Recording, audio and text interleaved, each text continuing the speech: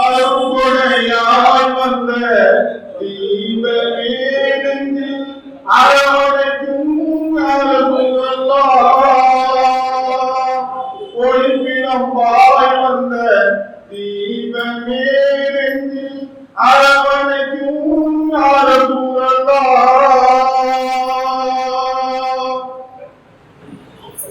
ஆதியின் உலகம்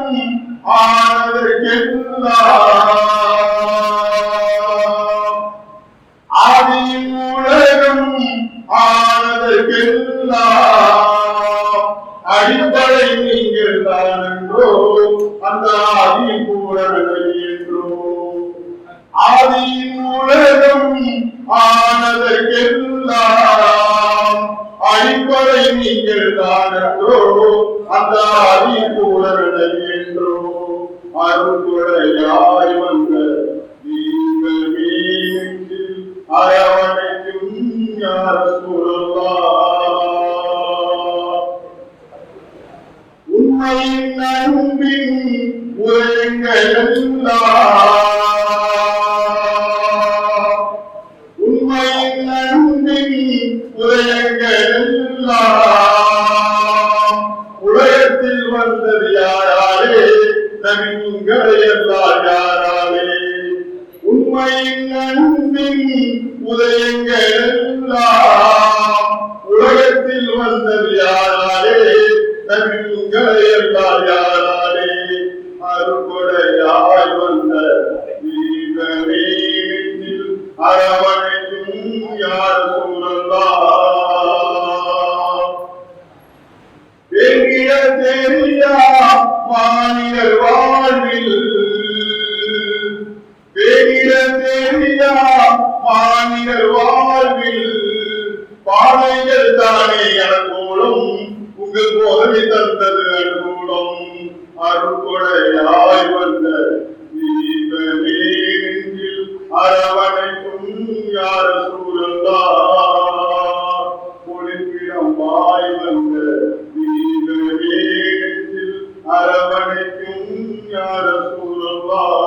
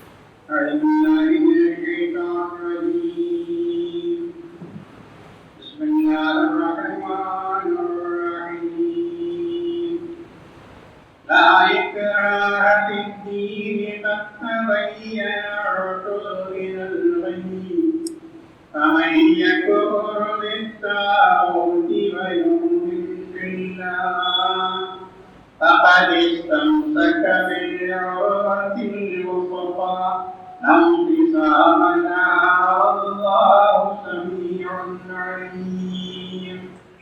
الله ولي الذين آمنوا يخرجهم من الظلمات إلى النور والذين كفروا أولياءهم الطاغوت يخرجونهم من النور إلى الظلمات أولئك أصحاب النار هم فيها خالدون.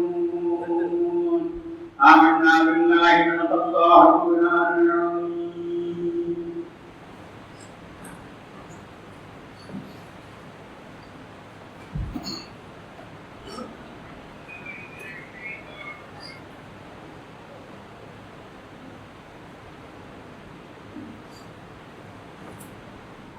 السلام عليكم ورحمة الله وبركاته. الحمد لله ثم الحمد لله رب العالمين والصلاة والسلام على سيد الأنبياء والمرسلين شفيعنا محمد صلى الله عليه وسلم وآله وصحبه أجمعين. وبعد قال الله تعالى في شأن حبيبه إن الله وملائكته يصلون على النبي يا أيها الذين آمنوا صلوا عليه وسلموا تسليما. اللهم صل على سيدنا وشفيعنا وحبيبنا ومولانا محمد وعلى آل سيدنا محمد وبارك وسلم عليه.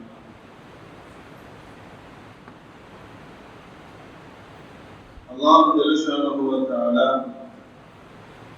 அவனுடைய அளவற்ற கிருபையினால் நம் அனைவரையும் முஸ்லிமாக படைத்து நமது உயிரினும் மேலான நன்மணி தாஹா முஹம்மது முஸ்தபா ஸல்லல்லாஹு அலைஹி வஸல்லம் அவர்களின் சிறந்த சமுதாய மக்களாக அல்லாஹ் நம் அனைவரையும் ஆக்கியதோடு புனிதமிக்க நல்ல ஒரு மஜ்லிஸில் பங்கெடுக்கக்கூடிய நல்ல நசீபை தந்து அருள் புரிந்திருக்கிறான். அல்ஹம்துலில்லாஹ்.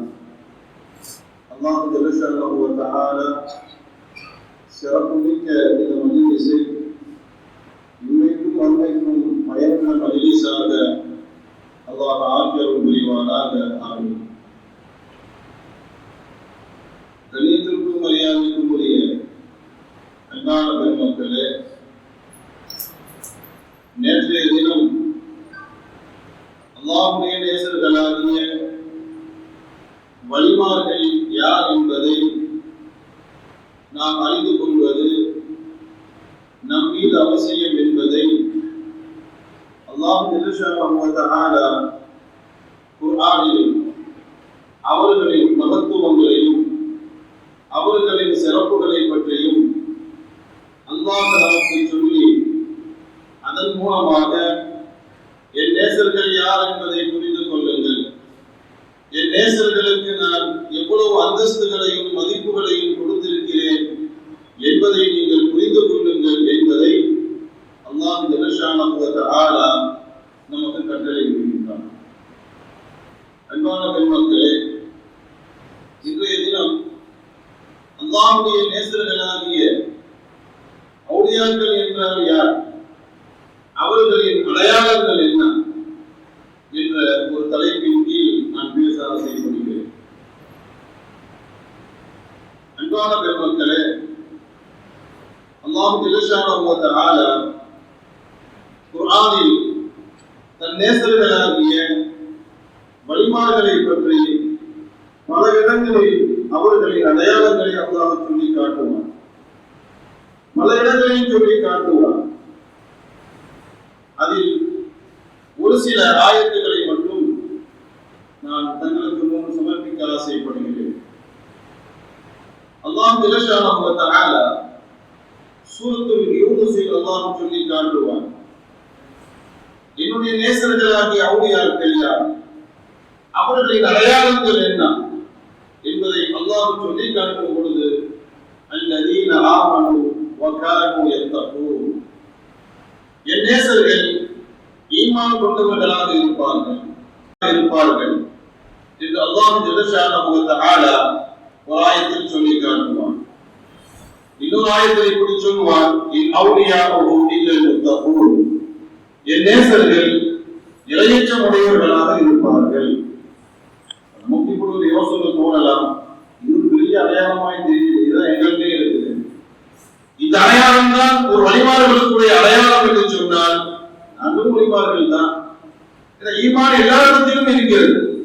தக்வா என்று சொல்லக்கூடிய இறையச்சம் எல்லோரிடத்திலும் இருக்கிறது. அல்லாஹ் ஜல்லஷானஹு வ தஆலா வழிமார்கள் யார் என்பதற்கு அடையாளத்தை, இந்த காரணத்தை சொல்வானேயானால், உலகத்துக்குள்ள எல்லா முஸ்லிம்களும் உள்ள வருவான். எல்லா முஸ்லிம்களுக்கும் ஈமான் இருக்குது, தக்வா இருக்குது. ஈமான் என்று சொல்லக்கூடிய அல்லாஹ் மீது நம்பிக்கை இருக்கிறது, தக்வா என்று சொல்லக்கூடிய இறையச்சம் இருக்கிறது. ஆனால் அன்பான பெருமக்களே, அல்லாஹ் ஜல்லஷானஹு வ தஆலா எப்படிப்பட்ட ஈமானை சொல்கிறார் தெரியுமா? எப்படிப்பட்ட தக்வாவை சொல்கிறார் தெரியுமா? ஈமான் 1 2 இல்ல, கண்மணி நாயகம் சொல்வார்கள் 70 வகையான ஈமான் இருக்கிறது. அல் ஈமானு பிதுஉ வ சபூன ஷுபா, ஈமான் 70 கிளைகளாக இருக்கிறது. 70 வகையான ஈமான் இருக்கிறது. ஈமானில் மிகச் சிறந்த ஈமான் இது. எல்லாருக்கும் ஈமான் இருக்குது. உதாரணத்திற்கு சொல்ல போனால், மன்னை எக்ஸ்பிரஸ் ட்ரெயின்ல ஏறி சென்னைக்கு போறோம் வைங்க. சாதாரண ஒரு லோக்கல் டிபார்ட்மெண்ட் போறவர், அன்ரிசர்வர், அவர் டிக்கெட் எடுத்து அதே ட்ரெயின்ல தான் ஏறுவார். அவர்கிட்ட கேட்டீங்கன்னா எங்க போறீங்க, சென்னை, எதில் போறீங்க, மன்னை எக்ஸ்பிரஸ்ல போறேன். ஸ்லீப்பர் கிளாஸ், அதுல ஒரு ரிசர்வ் பண்ணி இருக்கிறார். அவர்கிட்ட கேட்கிறார், எங்க போறீங்க, சென்னைக்கு போறோம். எதுல போறீங்க, Mannai express. Third AC, third tier ஏசில போறார், அவரும் அதைத்தான் சொல்லுவார். 2 டயர் ஏசில போறவரும் அதான் சொல்லுவார். ஃபர்ஸ்ட் கிளாஸ்ல போறவரும் அதான் சொல்லுவார். ட்ரெயின் ஓட்டுறவரும் அதான் சொல்லுவார். எல்லோரும் சொல்வது ஒன்றுதான், நாங்க எல்லாரும் மன்னை எக்ஸ்பிரஸ்ல தான் வரோம். ஆனா உள்ள குவாலிட்டி டிஃபரெண்ட் இருக்கு. சாதாரண அன்ரிசர்வை விட ஸ்லீப்பர் கிளாஸ் கொஞ்சம் வசதி கூடுதலா இருக்கும். அதை விட தேர்ட் டயருக்கு இன்னும் கொஞ்சம் நல்லா இருக்கும். ட்ரெயினில் சென்றவர்களுக்கு தெரியும். அதை விட 2 டயர்ல போறவங்களுக்கு இன்னும் கொஞ்சம் வசதி இருக்கும்.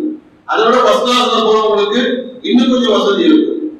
அப்ப எல்லோரும் வெளியில் சொல்லும் பொழுது அதே ட்ரெயினுடைய பேரை தான் சொல்றாங்க, ஆனால் உள்ளே வித்தியாசம் இருக்கிறது. அது போன்றுதான் நமக்கும் ஈமான் இருக்கிறது, வழிமாறுகளுக்கும் ஈமான் இருக்கிறது. 2 ஈமான் ஒரு ஈமான் அல்ல. நமக்கும் தக்வா இருக்கிறது, வழிமாறுகளுக்கும் தக்வா இருக்கிறது. 2 ஒன்று அல்ல. அன்பான பெருமக்களே, ஈமானில் மிகச் சிறந்த ஈமான், இந்த ஈமான் நம்மகிட்ட இருக்குதான் பார்க்கணும். இந்த ஈமானை எப்பொழுதும் வைத்துக் கொண்டு திரியக்கூடியவர்கள் தான் வழிபாடுகள். கண்மணி நாயகம் ஸல்லல்லாஹு அலைஹி வஸல்லம் அவர்கள் சொல்வார்கள், அஃதலு ஈமானில் மர்இ அன் தஅலம அன் யஅலம அன்ன அல்லாஹ் மஅஹு ஹைது கான். ஈமானில் மிகச் சிறந்த ஈமான், நான் எங்க இருந்தாலும் அல்லாஹ் என் கூட இருக்கிறான்னு நினைக்கிறது தான் ஈமான்ல சிறந்த ஈமான். நான் எங்கு இருந்தாலும் என்னோடு அல்லாஹ் இருக்கிறான் என்ற அந்த உணர்வோடு வாழ்வதுதான் ஈமான்ல உச்சகட்ட ஈமான். அதுபோன்று தக்வா என்று சொன்னால் இறையச்சம். எப்பொழுதும் அல்லாஹ் என்னை பார்த்து கொண்டே இருக்கிறான், அல்லாஹ் எப்பொழுதும் என்னை பார்த்து கொண்டிருக்கிறான், அல்லாஹ் என்னை எப்பொழுதும் கண்காணித்துக் கொண்டிருக்கிறான். அலம் யஅலம், அலம் யஅலம், அவர்களுக்கு தெரிய வேண்டாமா, பிஅன்ன அல்லாஹ் யரா, அல்லாஹ் அவர்களை பார்த்து கொண்டிருக்கிறான் என்று அவர்களுக்கு தெரிய வேண்டாமா? அல்லாஹ் குர்ஆனில் பலாயிரம் சொல்லி காட்டுவான். அயஹ்சபு அன்னம் யரஹு அஹத், அவனை யாரும் பார்க்கவில்லை என்று அவன் நினைத்துக் கொண்டிருக்கிறானா? அல்லாஹ் இருக்கிறான். அன்பான மக்களே, நம்மிடத்திலே ஈமான் இருக்குது, நம்மிடத்திலே தக்வா இருக்கிறது. ஆனால் வலிமார்களுடைய ஈமானை போன்று, வலிமார்களுடைய தக்வாவை போன்று நம்மிடத்தில் இருக்கிறதா என்பதை நாம் சிந்திக்க கடமைப்பட்டிருக்கிறோம். எப்பொழுதும் அல்லாஹ் என் கூட இருக்கிறான். அல்லாஹ் சொல்லி காட்டுவார், நீங்கள் எங்கு இருந்தாலும் அல்லாஹ் உங்களோடு இருக்கிறார். அல்லாஹ் ஜல்லஷானஹு வ தஆலா நம்மோடு இருக்கிறான். அதுபோன்று அல்லாஹ் என்னை பார்த்து கொண்டே இருக்கிறான். இந்த உணர்வை எப்பொழுதும் வாழக்கூடியவர்கள் தான் வழிமார்கள். வழிமார்கள் நம்ம சாதாரணமாக நம்ம இடம் போட முடியாது. அதற்காகத்தான் நேற்றைய தினம் நாம் சொன்னோம், அவர்கள் யார் என்பதை புரிந்து கொள்ளுங்கள். நம்மை போன்ற தோற்றத்தில் சாதாரணமானவர்களாக தெரிந்தாலும் அவர்களின் ஈமானுக்கும் நம்முடைய ஈமானுக்கும் மத்தியில் எவ்வளவோ வித்தியாசம். அவர்களின் இறையச்சத்திற்கும் நமது இறையச்சத்திற்கும் மத்தியில் எவ்வளவோ வித்தியாசம். அதனால்தான் அல்லாஹ் ஜல்லஷானஹு வ தஆலா குர்ஆனில் பல இடத்தில் சொல்வான், ஆமனு வத்தகு, நீங்கள் ஈமான் கொள்ளுங்கள், தக்வா செய்யுங்கள். நீங்கள் ஈமான் கொள்ளுங்கள், நீங்கள் தக்வாவுடையவர்களாக ஆகுங்கள். அப்படி என்று சொன்னால் எப்பொழுதும் நான் உங்களோடு இருக்கிறேன் என்ற உணர்விலே நீங்கள் வாழுங்கள். எப்பொழுதும் நான் உங்களை பார்த்து கொண்டிருக்கிறேன் என்ற உணர்வை நீங்கள் வாழுங்கள். அன்பான பெருமக்களே, இன்னைக்கு இந்த ஈமான் தக்வா இல்லாததின் காரணத்தினால்தான் உலகத்தில் எல்லா பாவங்களும் தவறுகளும் நடப்பதற்கு காரணமாக இருக்கிறது.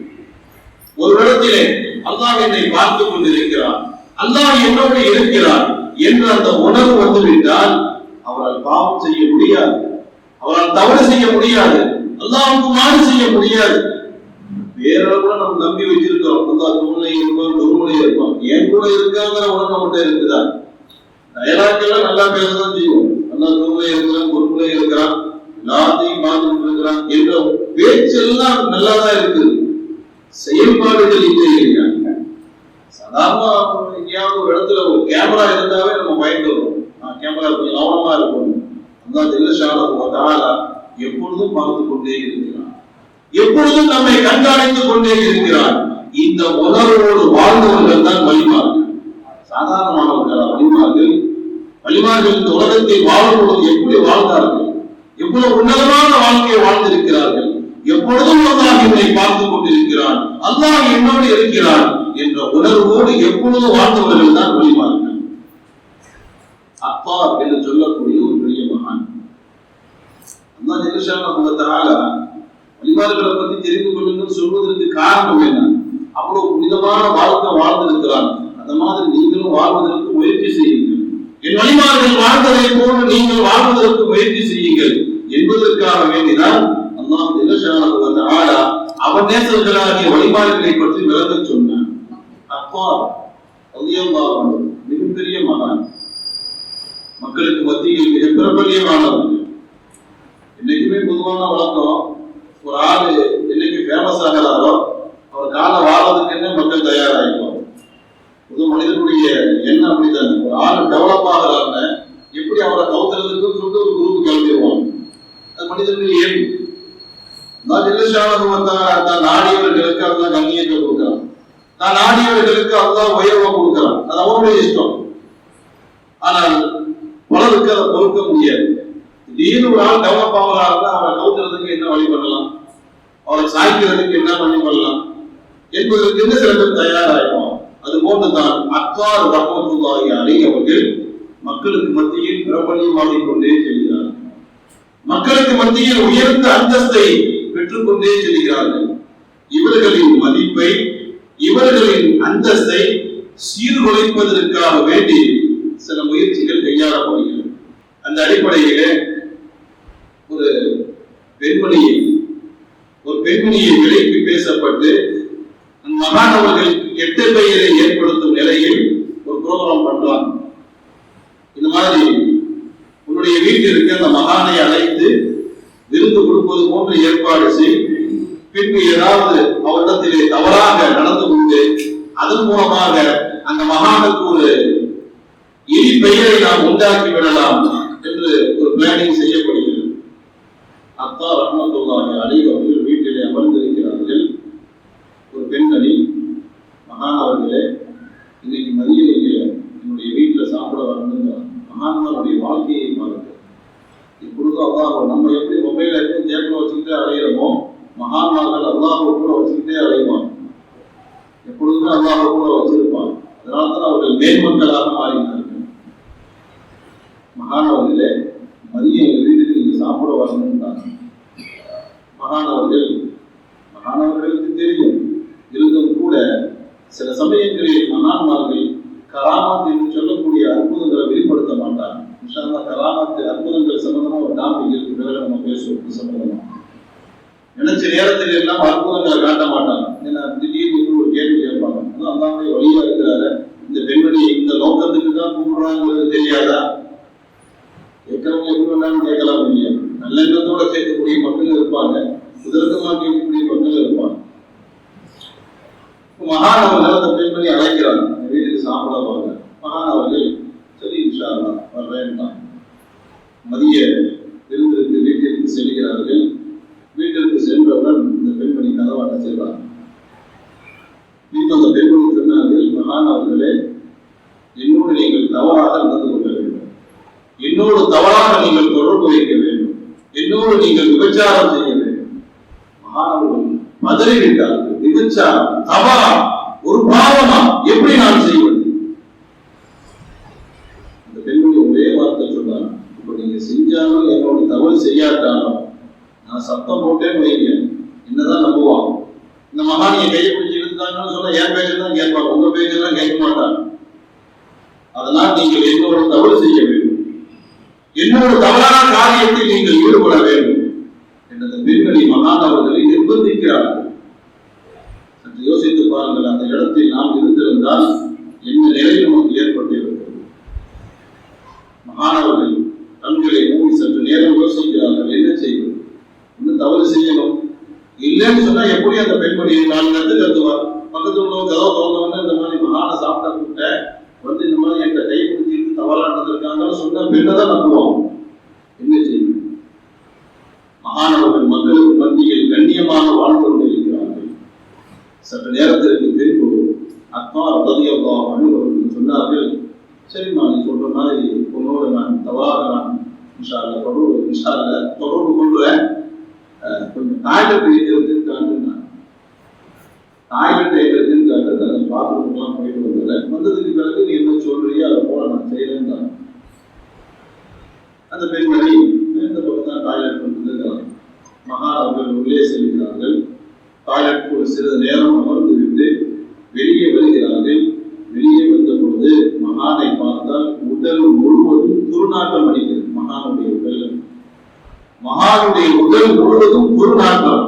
ஏன் தெரியுமா? பாத்ரூமில் சென்றவர்கள் யோசிக்கிறார்கள், எப்படி என் ரப்புக்கு நான் மாறு செய்வது? என் ரப்பு என்னை பார்த்துக் கொண்டிருக்கிறான், என்னுடைய ரப்பு என்னை கண்காணித்துக் கொண்டிருக்கிறான், என்னோடு என்னுடைய ரப்பு இருக்கும் பொழுது அவனுக்கு நான் எப்படி என்னால் மாறு செய்ய முடியும் என்ற அந்த பதட்டத்திலே அந்த நிலையில் அவர்கள் யோசித்துக் கொண்டிருக்கிறார்கள். அப்பொழுதுதான் அல்லாஹ் அவர்களுக்கு ஒரு யோசனையை போடுகிறான். அவர்கள் என்ன செய்தார்கள் தெரியுமா? தானே பாத்ரூம் போய் அந்த நஜிசை தூக்கி தன் மேல தடவிட்டாங்க. தன்னுடைய அசுத்தங்கள், தன்னுடைய நஜிசுகள், தன்னுடைய மலம் ஜலத்தை எடுத்து தன்னுடைய உடல் முழுவதும் தடவி கொண்டு வெளியே வந்து சொன்னார்கள், பெண்மணி இப்ப என்னோட சேர ஆசைப்பட்டா சேருங்க. என்னோட தானே சேர ஆசைப்படுகிறாய், என்னோட தானே சேர வேண்டும் நினைக்கிறாய், இதை வந்துவிட்டு என்னோடு சேர்ந்து கொள் என்று சொல்லும். அந்த பெண்மணி மூக்கை பிடித்துக் கொண்டு சீக்கிரம் வெளியே போங்க, நாய் தொலை, சீக்கிரம் வெளியே போங்க என்று விரட்டுகிறார். மாணவர்கள் வெளியே வருகிறார்கள் துர்நாற்றத்தோடு. அருகில் இருந்தவர்கள் கேட்கிறார்கள், மகானவர்களே இவ்வளவு வாசனையா இருக்குங்க. அல்லாஹ் ஜல்லஷானஹு தஆலா துர்நாற்றத்தை நறுமணமாக அல்லாஹ் மாற்றினான். துர்நாற்றத்தோடு வீட்டை விட்டு வெளியேறுகிறார்கள். வெளியே வந்தவர்கள் சொன்னார்கள், மகானவர்களே என்ன அர்த்தம் தெரிஞ்சிருக்கிறீர்கள், இவ்வளவு வாசனையா இருக்கு. மகானவர்கள் போய் குளிக்கிறார்கள்.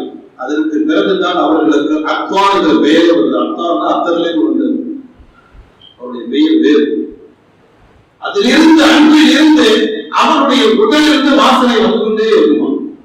அந்த காரியத்தை அவர்கள் செய்ததில் இருந்து எப்பொழுதும் அவருடைய உடலில் இருந்து ஒரு நறுமணம் வீசிக்கொண்டே இருக்குமா. பெருமக்களே, இது போன்ற காரியங்கள் வழிபாடுகளால் மட்டும்தான் செய்ய முடியும். அல்லாஹ் என்னோடு எப்பொழுதும் இருக்கிறான், என்னை கண்காணித்துக் கொண்டிருக்கிறான் என்ற உணர்வில் வாழ்ந்தவர்கள் தான் வழிபாடுகள். வழிபாடுகள் யார் என்று சொன்னால், சாதாரணமாக நம்மை போன்று நடமாடக்கூடியவர்கள் அல்ல. எப்பொழுதும் அல்லாஹ்வை சுமந்து கொண்டிருப்பார்கள். அல்லாஹு ஆதிரி, அல்லாஹு நாதிரி, அல்லாஹு ஷாஹிதி, அல்லாஹு மஹீம். அல்லாஹ் என்னை பார்த்துக் கொண்டிருக்கிறான், அல்லாஹ் என்னை கண்காணித்துக் கொண்டிருக்கிறான், அல்லாஹ் என்னோடு இருக்கிறான் என்ற உணர்வோடு வாழக்கூடியவர்கள் தான் வழிபாடுகள். அவருடைய காலகட்டத்தில் கலீஃபாவுக்கு ஒரு சட்டம் போட்டிருந்தாங்க, பால் தண்ணீரை கலந்துக்கூடாது. அவருடைய ஆட்சி காலகட்டத்தில் போடப்பட்ட ஒரு சட்டம். பால் எப்படி கலக்கிறமோ அப்படியே சேல்ஸ் பண்ணிடணும், தண்ணீர் கலக்கக்கூடாது. ஒரு சட்டம் போடப்பட்டிருந்தது உமரதியுல்லாஹுடைய ஆட்சி காலகட்டத்தில். ஒரு நாள் நடுநிசி நேரத்தில் உமரை ஃபாரூக் ரலியல்லாஹு அன்ஹு அவர்கள் மக்கள் என்ன நிலையில இருக்கிறாங்க, மன்னர்கள் எல்லாம் இந்த இரவு நேரத்துல மாறு நேரத்துல வருவாங்க, தன் மக்களுடைய நிலைகளை தெரிந்து கொள்வதற்காக எப்படி மக்களுடைய நிலைகள் போய்கிட்டு இருக்குது, எப்படிப்பட்ட கலீஃபான்னு டைரக்டா மன்னர்கள் தெரிஞ்சுட்டா மக்கள் கொஞ்சம் அலர்ட் ஆயிடுவாங்கல்ல, மாறு இடத்தில் வருவார்கள். அந்த அடிப்படையில் உமரை ஃபாரூக் ரலியல்லாஹு அன்ஹு அவர்கள் ஒரு நாள் நடுநிசி நேரத்தில் மாறு வேடத்தில் அப்படியே தெருக்களை கூட பார்த்துக்கிட்டே வராங்க, என்ன நடக்கும் என்பதை தெரிந்து கொள்வதற்காக. வந்து கொண்டிருக்கக்கூடிய உமர் ரலியல்லாஹு அன்ஹு அவர்கள் ஒரு குடிசையை பார்க்கிறாங்க. அந்த நடுநிசி நேரத்தில் அங்கே ஒரு வீட்டில் மட்டும் விளக்கு எரிந்து கொண்டிருக்கிறது. கிட்டத்தட்ட 12 மணி இருக்கும். நடுநிசி நேரத்தில் ஒரு குடிசையில் மட்டும் விளக்கு எரிந்து கொண்டிருக்கிறது. மகானவர்கள் பார்த்தார்கள், இந்த நேரத்தில் விளக்கு எரிகிறதுக்கு என்ன தேவை இருக்குது? ஏதாவது சிரமங்கள் இருக்கலாம், அல்லது ஏதாவது நோய்கள் ஏற்பட்டிருக்கலாம், ஏதாவது கஷ்டங்கள் ஏற்பட்டிருக்கலாம், என்னவென்பதை தெரிந்து கொள்வதற்காக வேண்டி உமர் ரலியல்லாஹு அன்ஹு அவர்கள் அந்த குடிசைக்கு அருகில் செல்கிறார்கள். அங்கே ஏதோ பேசக்கூடிய சப்தம் கேட்கிறது. ஏதோ பேசக்கூடிய சப்தம். இந்த நேரத்தில் என்ன பேசிக் கொண்டிருக்கிறார்கள் என்பதை அவர்கள் தெரிந்து கொள்வதற்காக ஒன்று கேட்கிறது அல்ல, மக்களுடைய நலனை தெரிந்து கொண்டு அவருடைய கஷ்ட நஷ்டங்களை பங்குவதற்காக வேண்டி அவர்கள் உமர் ரலியல்லாஹு அன்ஹு அவர்கள் இது போன்ற காரியங்களை செய்து வந்தார்கள். இந்த நேரத்துல என்ன பேச்சு என்ன தெரியலையே இந்த சற்று காது தாழ்த்தி கேட்கிறார்கள். தாயும் மகளும் பேசிக்கிட்டு இருக்கிறாங்க. தாயும் மகளும் பேசிக் கொண்டிருக்கிறார்கள். என்ன பேசினார்கள் தெரியுமா? அவங்க 2 பேர் அந்த குடும்பத்தில் உள்ளவங்க பால் வியாபாரி, அந்த குடும்பத்தை சேர்ந்தவர்கள் பால் வியாபாரி. இப்போ அம்மா பேசுறாங்க, ஏம்மா இன்னைக்கு பால் ரொம்ப கம்மியா கறந்துருக்குது, மாடு இன்னைக்கு பால் ரொம்ப கம்மியா கறந்துருக்குது, அவ்வளவு கஸ்டமருக்கு கொடுக்கக்கூடிய நிலையில நம்முடைய பால் இல்லை. ஒரு நாள் 20 லிட்டர் கிடக்கணும்னு சொன்னா இன்னைக்கு 10 லிட்டர் தான் கலந்துருக்குது. அப்ப 10 லிட்டர் கம்மியா இருக்குல்ல, அதுக்குள்ள கஸ்டமர்களுக்கு கொடுக்கணும் இல்லையா, என்ன செய்யறது என்று பேசிக் கொண்டிருக்கும் பொழுது தாயார் சொன்னார்கள், கொஞ்சம் தண்ணியை கலந்துடலாமே. என்ன செய்வது, கொஞ்சம் தண்ணியை தான் கலக்கணும், வேற வழி இல்லை, இல்லைன்னா கஸ்டமருக்கு பதில் சொல்ல முடியாது, அதனால கொஞ்சம் தண்ணியை கலந்து கொள்ளலாம் என்று சொல்லும் பொழுது மகள் சொன்னார்கள், எம்மா உங்களுக்கு தெரியாதா, இது யாருடைய ஆட்சி காலம்? உமரை ஃபாரூக் ரலியல்லாஹு அன்ஹு அவருடைய ஆட்சி காலம். நமது கலீஃபா மன்னர் உமர் அவர்கள் பாலில் தண்ணீரை கலக்கக்கூடாது என்று சட்டம் போட்டிருக்கிறார்கள் அல்லவா? அவங்க ஆட்சியில தான் நம்ம இருக்கிறோம். அவங்க சட்டம் போட்டிருக்கிறாங்க, பால்ல தண்ணீரை கலக்கக்கூடாது. அப்படி இருக்கும்போது எப்படிமா நம்ம கலக்க முடியும்? எப்படி ஒரு மன்னருக்கு நாம் மாறு செய்ய முடியும் என்று சொல்லும் பொழுது அந்த தாயார் சொன்னார்கள், இந்த நேரத்துல என்ன கலீஃபா பார்த்துக்கிட்டா இருக்க போறாரு? நம்ம பால்ல வீட்டுக்குள் இருட்டிலே நடுநிசி நேரத்தில் பாலில் தண்ணீரை சத்தம் இருக்கட்டும்.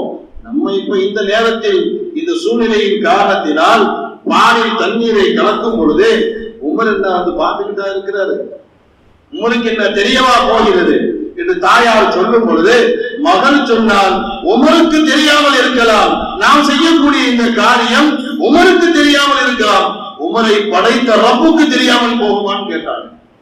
உமருக்கு வேண்டா தெரியாம செய்யலாம், ஆனால் உமருடைய ரப்பு இருக்கிறார்கள், நம்முடைய ரப்பு எல்லா விஷயங்களையும் பார்த்து கொண்டிருக்கிறானே, அவனுக்கு தெரியாமல் போகுமா என்று கேட்டவுடன் உமர் ரலியல்லாஹு அன்ஹு அவர்கள் கண்ணீர் விட்டார்கள். என்னுடைய ஆட்சி காலத்தில் இப்படியும் இருக்கிறார்களா, எனது ஆட்சி காலத்தில் இப்படியும் இருக்கிறார்களா என்பதை புரிந்து கொண்டு உமர் ரலியல்லாஹு அன்ஹு அவர்கள் மறுநாள் அந்த பெண்மணியை தனது பிள்ளைகளுக்கு நிக்காஹ் செய்து கொடுத்து அதன் மூலமாக உமர் இப்னு அப்துல் அசீஸ் ரஹ்மத்துல்லாஹி அலைஹி அவர்கள் பிறந்ததாக வரலாறு சொல்கிறது.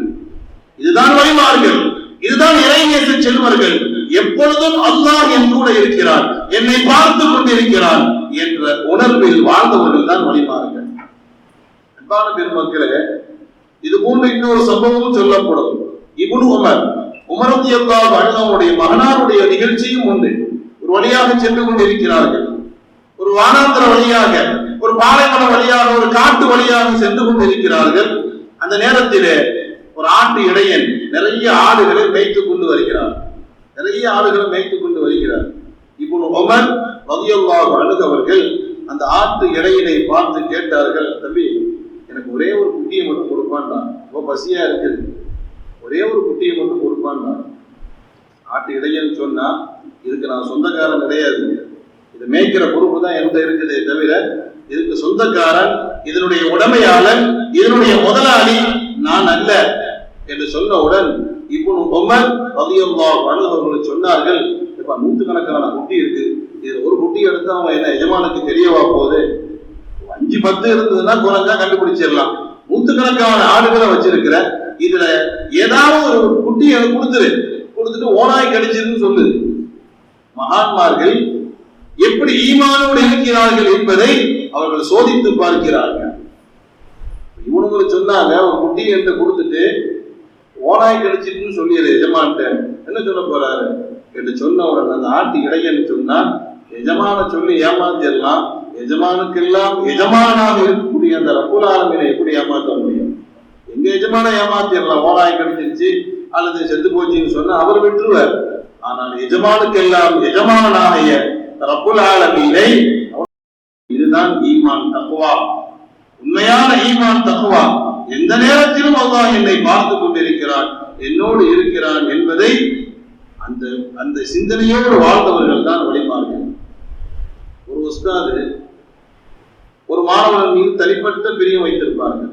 ஒரு உஸ்தாது ஒரு மாணவன் மீது தனிப்பட்ட ஒரு பிரியம், மற்ற மாணவர்களுக்கு கொஞ்சம் அதிருப்தி ஏற்படுத்துச்சு. எல்லாரும் மாணவர்கள் தானே, அப்படி இருக்கும் பொழுது அது என்ன ஒரே ஒரு மாணவன் மீது மட்டும் தனிப்பட்ட அன்பு, ஒரே ஒரு மாணவன் மீது மட்டும் எதுனா தனிப்பட்ட ஒரு பாசம், எல்லாருமே அவங்க கூட படிக்க வந்திருக்கிறோம், எல்லாருமே அவங்களுக்கு மாணவர்களாக இருக்கிறோம்.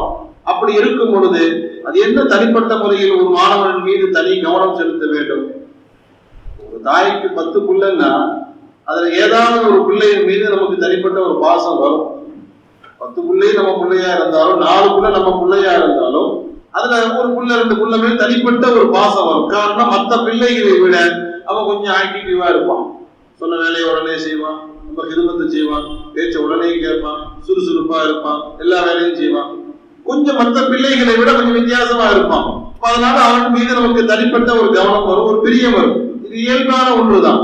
அது போன்று ஒரு உஸ்தாத் அவர்கள் தனக்கு நூற்றுக்கணக்கான மாணவர்கள் இருக்க, அதுல ஒரே ஒரு மாணவன் மீது ஒரு தனி ஒரு பாசம். காரணம், மற்ற மாணவர்களை விட அவன் சற்று விவரமுள்ள மாணவனாக இருந்தான். இது மற்ற மாணவர்களுக்கு ஒரு அதிருப்தி ஏற்படுச்சு. நம்மளால மனசுல வச்சு பார்த்தாங்க, ஒரு நாள் கேட்டே போட்டாங்க, உஸ்தாத் அவர்களே நீங்க செய்யறது நியாயமே இல்லை. ஏன் நியாயம் இல்லை? என்ன பண்ணேன்? நாங்க எல்லாருமே உங்க மாணவர்கள் தானே. ஆமா, என்னுடைய மாணவர்கள் தான். அப்படி இருக்கும் பொழுது எங்களை விட இந்த ஒரு மாணவனை மட்டும் நீங்கள் தனிப்பெரும் கவனம் செலுத்துகிறீர்கள். நாங்கள் அனைவரும் உங்களுக்கு மாணவராக இருக்கும் பொழுது எல்லோரையும் ஒரே போன்று பார்க்க வேண்டும் இல்லையா? அப்படி இல்லாமல் ஒரே ஒரு மாணவருக்கு மட்டும் நீங்கள் தனி கவனம் செலுத்துகிறீர்கள், இது அநியாயம் இல்லையா? இது துரோகம் இல்லையா? இதெல்லாம் நிறைய வார்த்தைகளை பேசுறான். உஸ்தாத் அவர்கள் ஒன்றும் சொல்லல. அப்படியா, சரி நாளைக்கு வாங்க சொல்லிட்டு ஆளுக்கு ஒவ்வொரு மாணவனுடைய கையிலும் ஒரு கோலியும் ஒரு கத்தியும் கொடுத்தாங்க. நான் இந்த மாணவன் மீது தனிப்பட்ட கவனம் செலுத்துவதற்கு காரணம் என்ன, நான் இந்த மாணவன் மீது தனிப்பட்ட ஒரு அன்பு வைப்பதற்கு காரணம் என்ன என்பதை பிராக்டிக்கலாக அவர்களுக்கு புரிய வைக்கும் என்பதற்காக வேண்டி மன்னார் உஸ்தாத் அவர்கள் எல்லா மாணவர் கையிலையும் ஒரு கோலியும் ஒரு கத்தியும் கொடுத்து யாருக்கும் தெரியாத இடத்துல போய் அறுத்துட்டு வாங்க, கோலியை யாருக்கும் தெரியாத இடத்தில் அறுத்து கொண்டு வாருங்க. எல்லாரும் பறந்து போயிட்டாங்க. ஆளுக்கு ஒரு கையில கத்தியோட போய் எல்லாத்தையும் அறுத்து கொண்டு வந்துட்டாங்க.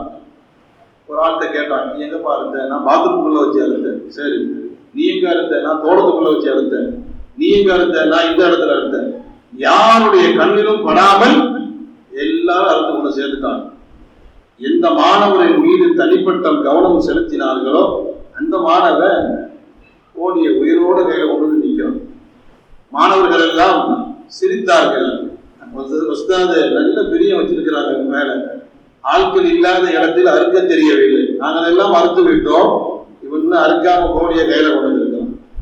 உஸ்தாத் அவர்கள் கேட்டார்கள், எப்பா உன்னை என்ன சொன்னேன், யாரும் இல்லாத இடத்துல கோழியை அறுத்து கொண்டு வர சொன்னீர்கள், சரி மற்ற எல்லாருக்கும் அறுத்து கொண்டு வந்து விட்டார்களே, நீ எப்ப அறுக்காம வந்த, உங்க வீட்டுல தோட்டம் இல்லையா, பாத்ரூம் இல்லையா, மற்ற மாணவர்கள் அறுத்ததை போன்று நீயும் யாருடைய கண்களுக்கும் தெரியாமல் அறுத்து கொண்டு வரலாமே என்று சொன்ன பொழுது அந்த மாணவன் சொன்னான், ஆமாம் உஸ்தாத் அவர்களே, நானும் எல்லா இடத்திலும் தேடினேன், யாருடைய கண்களும் படாத இடத்தில் அறுக்கலாம் என்று நான் பாத்ரூமுக்குள் சென்றால் அங்கே இறைவன் பார்த்துக் கொண்டிருக்கிறான், தோட்டத்திற்குள் சென்றேன், அங்கேயும் யாருடைய கண்களும் படாமல் இருக்கும் என்று நான் நினைத்தேன், அங்கேயும் அல்லாஹ் பார்த்துக் கொண்டிருக்கிறான்.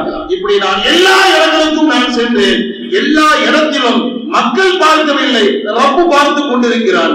நீங்க சொன்னது மக்கள் பார்க்காத இடம் சொல்லல, யாரும் பார்க்காத இடத்தில் அறுத்து கொண்டு வர சொன்னீர்கள், அப்படி ஒரு இடமே எனக்கு கிடைக்கலன்றான்.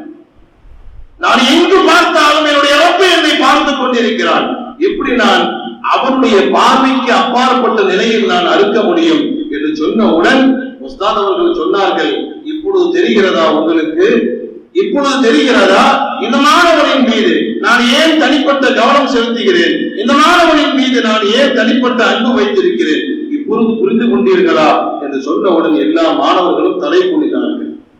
அன்பான பெருமக்களே, வலிமார்களுடைய அடையாளங்களில் இது ஒரு அடையாளம். எப்பொழுதும் அல்லாஹ் என்னோடு இருக்கிறான் என்ற உணர்வோடு வாழக்கூடியவர்கள், எப்பொழுதும் அல்லாஹ் என்னை பார்த்து கொண்டிருக்கிறான் என்ற உணர்வோடு வாழக்கூடியவர்கள், இது ஒரு அடையாளம். ஒவ்வொன்றுக்கும் சின்ன சின்ன ஒரு எக்ஸாம்பிள் மட்டும் நான் சொல்லி அடுத்தடுத்த விஷயங்களுக்கு நான் செல்ல ஆசைப்படுகிறேன். அவுலியாக்களுடைய இரண்டாவது அடையாளம், அவுலியாக்களுடைய இரண்டாவது அடையாளம், எப்பொழுதுமே அல்லாஹ்ட்ட பாவ மன்னிப்பு தேடிக்கிட்டே இருப்பாங்க. வலிமானுடைய பிரதான ஒரு அமல் என்ன, எப்பொழுதும் அல்லாஹ்விடத்தில் பாவ மன்னிப்பு கேட்டுக்கிட்டே இருப்பாங்க. பாவமே அவர்களுடைய வாழ்க்கையில் ஏற்படாது, அந்த அளவுக்கு பேணுதலாக வாழக்கூடியவர்கள். அப்படிப்பட்டவர்கள் தான் வலிமார்களாக மாற முடியும். அப்படிப்பட்டவர்களை தான் அல்லாஹ் வலிமார்களாக, அல்லாஹ்வுடைய நேசர்களாகிய வலிமார்களுடைய அடையாளங்களில் இரண்டாவது அடையாளம், எப்பொழுதும் அல்லாஹ்விடத்தில் பாவ மன்னிப்பு தேடிக்கொண்டே இருப்பார்கள். அல்லாஹ் ஜல்லஷானஹு வ தஆலா அவர்களை பற்றி சொல்லும் பொழுது, வபில் அஸ்ஹாரி ஹும் யஸ்தக்ஃபிரூன், சஹருடைய நேரத்திலும் அவர்கள் அல்லாஹ்விடத்திலே பாவ மன்னிப்பு தேடிக்கொண்டிருப்பார்கள். வல் முஸ்தக்ஃபிரீன பில் அஸ்ஹார், சஹருடைய நேரத்தில் அவர்கள் பாவ மன்னிப்பு தேடிக்கொண்டே இருப்பார்கள். அது ஏன் அல்லாஹ் சஹருடைய நேரத்தை சொல்கிறார்? சஹருடைய நேரம் என்பது எல்லோரும் ஆழ்ந்த நித்திரையில் தூங்கக்கூடிய நேரம். நமக்கு சஹருங்கிறத ரமதான் வந்தாதான் தெரியும். அவருடைய கிருபையினால இன்னும் பல சீதேவிகள் தனத்தில் தொடரக்கூடியவர்கள் இருக்கிறார்கள். பொதுவாக சொல்கிறேன், இந்த சஹருங்கிற வார்த்தை நம்ம ரமதான் அன்னைக்கு தான் கேள்விப்படுவோம். அந்த நேரம் எல்லாம் அதிகமாக அந்த சஹருடைய நேரம் ஆழ்ந்த நித்திரை, நல்ல டீப் ஸ்லீப் ஏற்படக்கூடிய நேரம் தான் சஹருடைய நேரம். அந்த நேரத்தில் மகான்மார்கள் அல்லாஹ்விடத்தில் பாவ மன்னிப்பு தேடுவார்கள் என்றால், தூங்கக்கூடிய நேரத்திலேயே ஆழ்ந்த நித்திரை, நல்ல சுகமான இன்பமான தூங்கக்கூடிய அந்த நேரத்தில் மகான்மார்கள் எழுந்து அல்லாஹ்விடத்தில் பாவ மன்னிப்பு தேடுவார்கள் என்றால், சாதாரணமான காலங்களில் எப்பொழுதும் பாவ மன்னிப்பு தேடிக்கொண்டே இருப்பார்கள். அல்லாஹ் ஜல்லஷானஹு வ தஆலா இன்னொரு ஆயத்தில் அல்லாஹ் சொல்லி காட்டுவான், வல்லதீன இதா ஃபஅலு ஃபாஹிஷத்தன் அவ் ஸலமு அன்ஃபுஸஹும், நல்லோர்கள் நாதாக்கள் ஏதாவது அவர்களை அறியாமல் ஒரு தவறுகள் அவர்களிடமிருந்து ஏற்பட்டு விட்டால், தக்கருல்லாஹ், உடனே அல்லாஹ்வுடைய ஞாபகம் அவர்களுக்கு வந்துவிடும். எப்பொழுதுமே அல்லாஹ்வுடைய ஞாபகத்தில் இருப்பவர்கள் தான். சில சமயங்கள் அவர்களை அருகாமல் ஷைத்தான் அவர்களை சில சமயங்களில் பிசகக்கூடும். வலிமார்கள் மஹ்ஃபூதீன்கள், பாதுகாக்கப்பட்டவர்கள், சில சமயங்களில் அவர்களுக்கு சருகுதல் ஏற்படும் பொழுது தக்கருல்லாஹ், உடனே அல்லாஹ்வை நினைவு கூறுவார்கள். ஃபஸ்தக்ஃபிரு லிதுனூபிஹிம், தங்களுடைய பாவங்களை நினைத்து அல்லாஹ்விடத்தில் பாவ மன்னிப்பு தேடுவார்கள். உமை யக்ஃபிரு ذுனூப இல்லல்லாஹ் வலம் யுஸிர்ரு அலா மா ஃபஅலு வஹும் யஅலமூன், அவர்களிடமிருந்து ஏதாவது தவறுகள் ஏற்பட்டு விட்டால் உடனே அவர்கள் தெளிவுபட்டு விடுவார்கள். அந்த பாவத்தில் அவர்கள் நிரந்தரமாக இருக்கவே மாட்டார்கள். அல்லாஹ் ஜல்லஷானஹு வ தஆலாவை தன் கூட வைத்திருப்பவர்கள், எப்பொழுதும் அல்லாஹ் என்னை பார்த்து கொண்டிருக்கிறான், எப்பொழுதும் அல்லாஹ் என் கூட இருக்கிறான் என்ற அந்த உணர்வில் வாழக்கூடியவர்களால் பாவம் ஒருபோதும் செய்ய முடியாது. பாவம் செய்ய மாட்டார்கள் என்பது மட்டுமல்ல, பாவத்தினுடைய சிந்தனைகள் கூட அவர்களுக்கு ஏற்படாது. சில சமயங்களில் அவர்களை அறியாமல் அவர்களுக்கு சருகுகள் ஏற்படும் பொழுது அல்லாஹ் ஜல்ல ஷானஹு வ தஆலா அவர்களுக்கு உடனே உணர்த்தி விடுவான். அன்பான பெருமக்களே, அல்லாஹ்வுடைய நேசர்களாகிய அவுலியாக்கள் வலிமார்கள் எப்பொழுதும் அல்லாஹ்விடத்திலே பாவ மன்னிப்பு தேடிக்கொண்டே இருப்பார்கள். ஹசன் பஸ்ரி ரஹ்மத்துல்லாஹி அலைஹி மிகப்பெரிய ஒலியுல்லாஹ். ஹசன் பஸ்ரி ரஹ்மத்துல்லாஹி அலைஹி அவர்கள் மிகப்பெரிய ஒலியுல்லாஹ். அவர்களை பார்ப்பதற்காக வேண்டி சில பேர் வீட்டுக்கு போறாங்க. அவர்களை சந்திப்பதற்காக வேண்டி சில பேர் வீட்டுக்கு போறாங்க. வீட்டுல பார்த்தா எல்லாம் தண்ணியா, அங்கங்க தண்ணி ஓடி கிடக்கிறது. வந்தவர்கள் கேட்டார்கள், ஏன்பா வீட்டை கழுகி விட்டுருக்கிறீங்களா, வீடை கழுகி விட்டீர்களா என்று கேட்கும் பொழுது உள்ளே இருக்கக்கூடிய பணியாளர் சொன்னார்கள், இது தண்ணீர் அல்ல, ஹசன் பஸ்ரியுடைய கண்ணீர் என்று சொன்னார்கள். இது தண்ணீர் அல்ல, ஹசன் பஸ்ரி ரலியல்லாஹு அன்ஹு அவர்கள் அழுத கண்ணீர், தன் பாவத்தை நினைத்து அழுத கண்ணீர் என்று சொன்னார்கள். அன்பான பெருமக்களே, மகான்மார்கள் எப்பொழுதும் அல்லாஹ்விடத்தில் பாவ மன்னிப்பு தேடிக்கொண்டே இருப்பார்கள். எவ்வளவு பாவங்கள் நம்மிடமிருந்து ஏற்படுகிறது, எவ்வளவு தவறுகள் நாம் செய்து கொண்டிருக்கிறோம். அல்லாஹ்விடத்தில் நம்மை பாவ மன்னிப்பு தேடக்கூடியவர்கள் எத்தனை மக்கள் இருக்கிறார்கள். பாவ மன்னிப்பு தேடுவது அல்லாஹ்வுக்கு மிக பிடித்தமான அமல். அல்லாஹ்வுக்கு மிக பிடித்தமான அமல். அல்லாஹ் ஜல்ல ஷானஹு வ தஆலா ஒரு அடியான் பாவ மன்னிப்பு தேடுவதை அல்லாஹ் ரொம்ப பிரியப்படுறான். அல்லாஹு அஷத்து ஃபர்ஹன் பி தௌபத்தி அப்திஹி. ஒரு அடியான் அல்லாஹ்விடத்தில் தன் பாவத்தை நினைத்து, தன்னுடைய தவறை நினைத்து அழுது அல்லாஹ்விடத்தில் மன்னிப்பு கேட்கும் பொழுது அல்லாஹ் ஜல்ல ஷானஹு வ தஆலா மிகவும் சந்தோஷப்படுகிறான் என்பதாக கண்மணி நாயகம் ஸல்லல்லாஹு அலைஹி வஸல்லம் அவர்கள் நமக்கு அறிவிக்கிறார்கள். நம்மகிட்டயே அந்த பழக்கம் இருக்குது. தப்பு செஞ்சா மன்னிப்பு கேட்கணுங்கிற பழக்கம் நம்மிடமே இருக்குது. உட்கார்ந்துகிட்டு இருக்கிறோம், திடீர்னு ஒரு ஆள் தெரியாம கையை மிதிச்சுட்டு போயிடுறாரு. நம்ம அடுத்து என்ன எதிர்பார்ப்போம்? சாரிங்கிற வார்த்தையை அவர் சொல்லணும். அவர் தெரியாம தான் மிதிச்சாரு, தெரியாம மிதித்து விட்டால் சாரிங்க அப்படிங்கிற வார்த்தையை அவர் சொல்லணும். சொன்னா நமக்கு ஒரு திருப்தி, அவ்வளவுதான். இல்லைன்னு சொன்னா துருட்டு போய் கண்ணை என்ன பிறவிலேயே வச்சிருக்கிறான், ஒரு சாரி கூட சொல்ல மாட்டானா என்று திட்டுவதை நம்ம பார்க்கணும். சாதாரணமாக நமக்கு ஒருவன் தவறு செய்யும் பொழுது நம்மிடத்தில் அவர் மன்னிப்பு கேட்கணுங்கிறத நம்ம எதிர்பார்க்கிறோம். ரப்புல் ஆலமீன் நம்மிடத்திலிருந்து எதிர்பார்க்க மாட்டானா? என் அடியார்கள் எனக்கு தவறு செய்து விட்டால், எனக்கு மாறு செய்து விட்டால் அவர்கள் என்னிடத்தில் பாவ மன்னிப்பு தேட வேண்டும் என்பதை அல்லாஹ் ஜல்ல ஷானஹு வ தஆலா எதிர்பார்க்கிறான். நம்மால் முடிந்த அளவுக்கு அல்லாஹ்விடத்தில் பாவ மன்னிப்பு கேட்க வேண்டும். நேரம் கிடைக்கும் பொழுதெல்லாம் ரப்புல் ஆலமீன் அல்லாஹும்ம குஃபிர்லி, அல்லாஹும்ம குஃபிர்லி, அல்லாஹ்வே என்னுடைய பாவங்களை மன்னிப்பாயாக, அல்லாஹ்வே நான் செய்த பாவங்களை மன்னிப்பாயாக, அஸ்தக்ஃபிருல்லாஹ வ அதூபு இலைஹ். கண்மணி நாயகம் பாவம் என்னவென்று தெரியாதவர்கள், பாவமே இல்லாதவர்கள் கண்மணி த்வாஹா சொல்வார்கள், நான் ஒவ்வொரு நாளும் இன்னீல அஸ்தக்ஃபிருல்லாஹ குல்ல யௌமின் 100 மர்ரா அவ் கமா கால அலைஹிஸ்ஸலாம் 70 மர்ரா. பாவமே அறியாதவர்கள், பாவம் என்னவென்று தெரியாத கண்மணி நாயகம் ஸல்லல்லாஹு அலைஹி வஸல்லம் சொல்வார்கள், நான் ஒவ்வொரு நாளும் அல்லாஹ்விடத்தில், ஒரு ஹதீஸில் வருகிறது 70 தடவை நான் பாவ மன்னிப்பு தேடுகிறேன், இன்னொரு ஹதீஸில் வருகிறது 100 தடவை நான் பாவ மன்னிப்பு தேடுகிறேன். பாவமே அறியாத கண்மணி நாயகமே அல்லாஹ்விடத்தில் பாவ மன்னிப்பு தேடும் பொழுது பாவத்தில் மூழ்கி இருக்கக்கூடிய நாம் எத்தனை தடவை அல்லாஹ்விடத்தில் பாவ மன்னிப்பு தேட வேண்டும். அன்பான பெருமக்களே, அல்லாஹ்வுக்கு அதை விட சந்தோஷம் வேற எதுவும் கிடையாது. அல்லாஹ்ட்ட நம்ம பாவ மன்னிப்பு தேடுவதை விட மிக சிறந்த சந்தோஷம் வேற எதுவும் கிடையாது. குர்ஆனிலும் ஹதீஸிலும் அல்லாஹ்விடத்தில் பாவ மன்னிப்பு தேடுவதன் மூலமாக கிடைக்கக்கூடிய நன்மைகளை அல்லாஹ் நிறைய சொல்கிறான். இடத்தில் சொல்வான், நீங்கள் பாவ மன்னிப்பு தேடினால் உங்களுடைய பாவங்களை நான் மன்னிப்பேன். இன்னொரு இடத்தில் சொல்வான், உங்களுக்கு நான் சோனத்தை தருவேன். இன்னொரு இடத்தில் சொல்வான், உங்களுக்கு நான் குழந்தை பாக்கியத்தை தருவேன். இன்னொரு இடத்தில் சொல்வான், உங்களுக்கு நான் பொருள் செல்வத்தை தருவேன். இன்னொரு இடத்தில் சொல்வான், உங்களுடைய நெருக்கடியான வாழ்க்கையில் இருந்து உங்களை நான் வெளியில் கொண்டு வருவேன். குழந்தை பாக்கியம் இல்லாதவர்கள், வியாபாரத்தில் நொடித்து போனவர்களுக்கு அல்லாஹ் ஜல்ல ஷானஹு வ தஆலா பாவ மன்னிப்பு கேட்பதின் மூலமாக அவர்களின் கஷ்டங்களை அல்லாஹ் நீக்குகிறான். ஒரு மனிதர் ஹசன் பஸ்ரி ரஹ்மத்துல்லாஹி அலைஹி அவரிடத்தில் வந்து, மகான் அவர்களே, நான் போகாத டாக்டர் இல்லை, சாப்பிடாத மெடிசன் இல்லை, பார்க்காத வைத்தியம் இல்லை, பல வருஷமா எனக்கு குழந்தை இல்லாம இருக்குது, குழந்தை கிடைப்பதற்கு துவா செய்யுங்க என்று ஒருவர் சொல்ல மகானவர்கள் சொன்னார்கள், அல்லாஹ்ட்ட அதிகமா பாவ மன்னிப்பு தேடுனாங்க. அல்லாஹ்விடத்தில் பாவ மன்னிப்பு தேடிக்கொள். இன்னொருவர் வருகிறார், மகானவர்களே வியாபாரத்துல பரக்கத்து இல்லாம இருக்கு, வியாபாரத்தில் நஷ்டம் ஏற்படுகிறது, வியாபாரத்தில் பரக்கத்து ஏற்பட நஷ்டம் இல்லாமல் வியாபாரம் நல்ல முறையில் நடப்பதற்கு நான் என்ன செய்ய வேண்டும் என்று கேட்க அதற்கும் அதே பதிலை சொன்னார்கள், அல்லாஹ்விடத்தில் பாவ மன்னிப்பு தேடுங்கள்.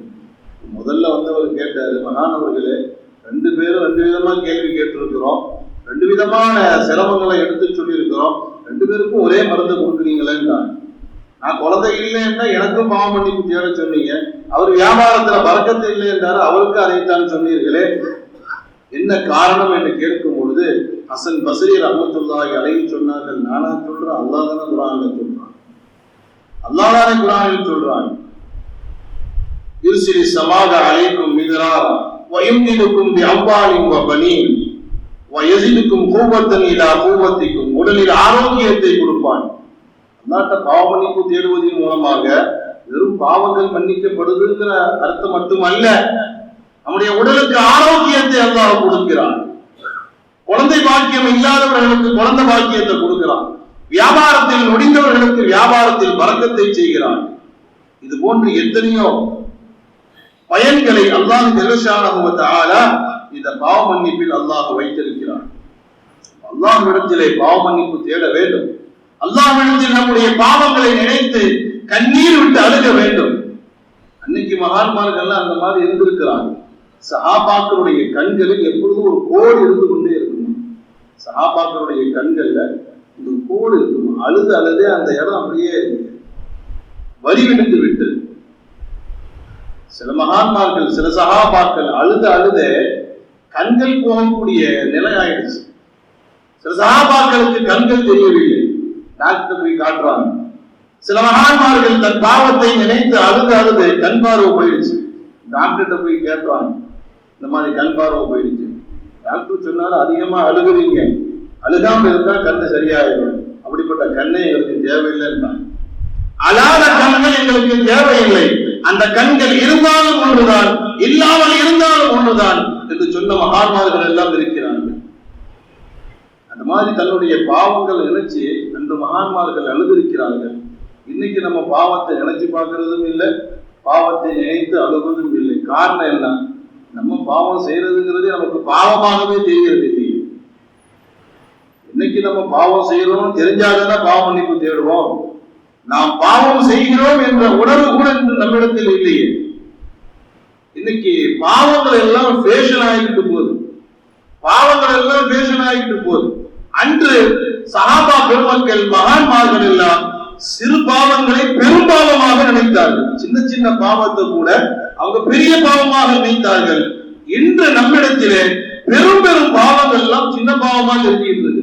பெரிய பெரிய பாவங்கள் எல்லாம் சின்ன பாவமா.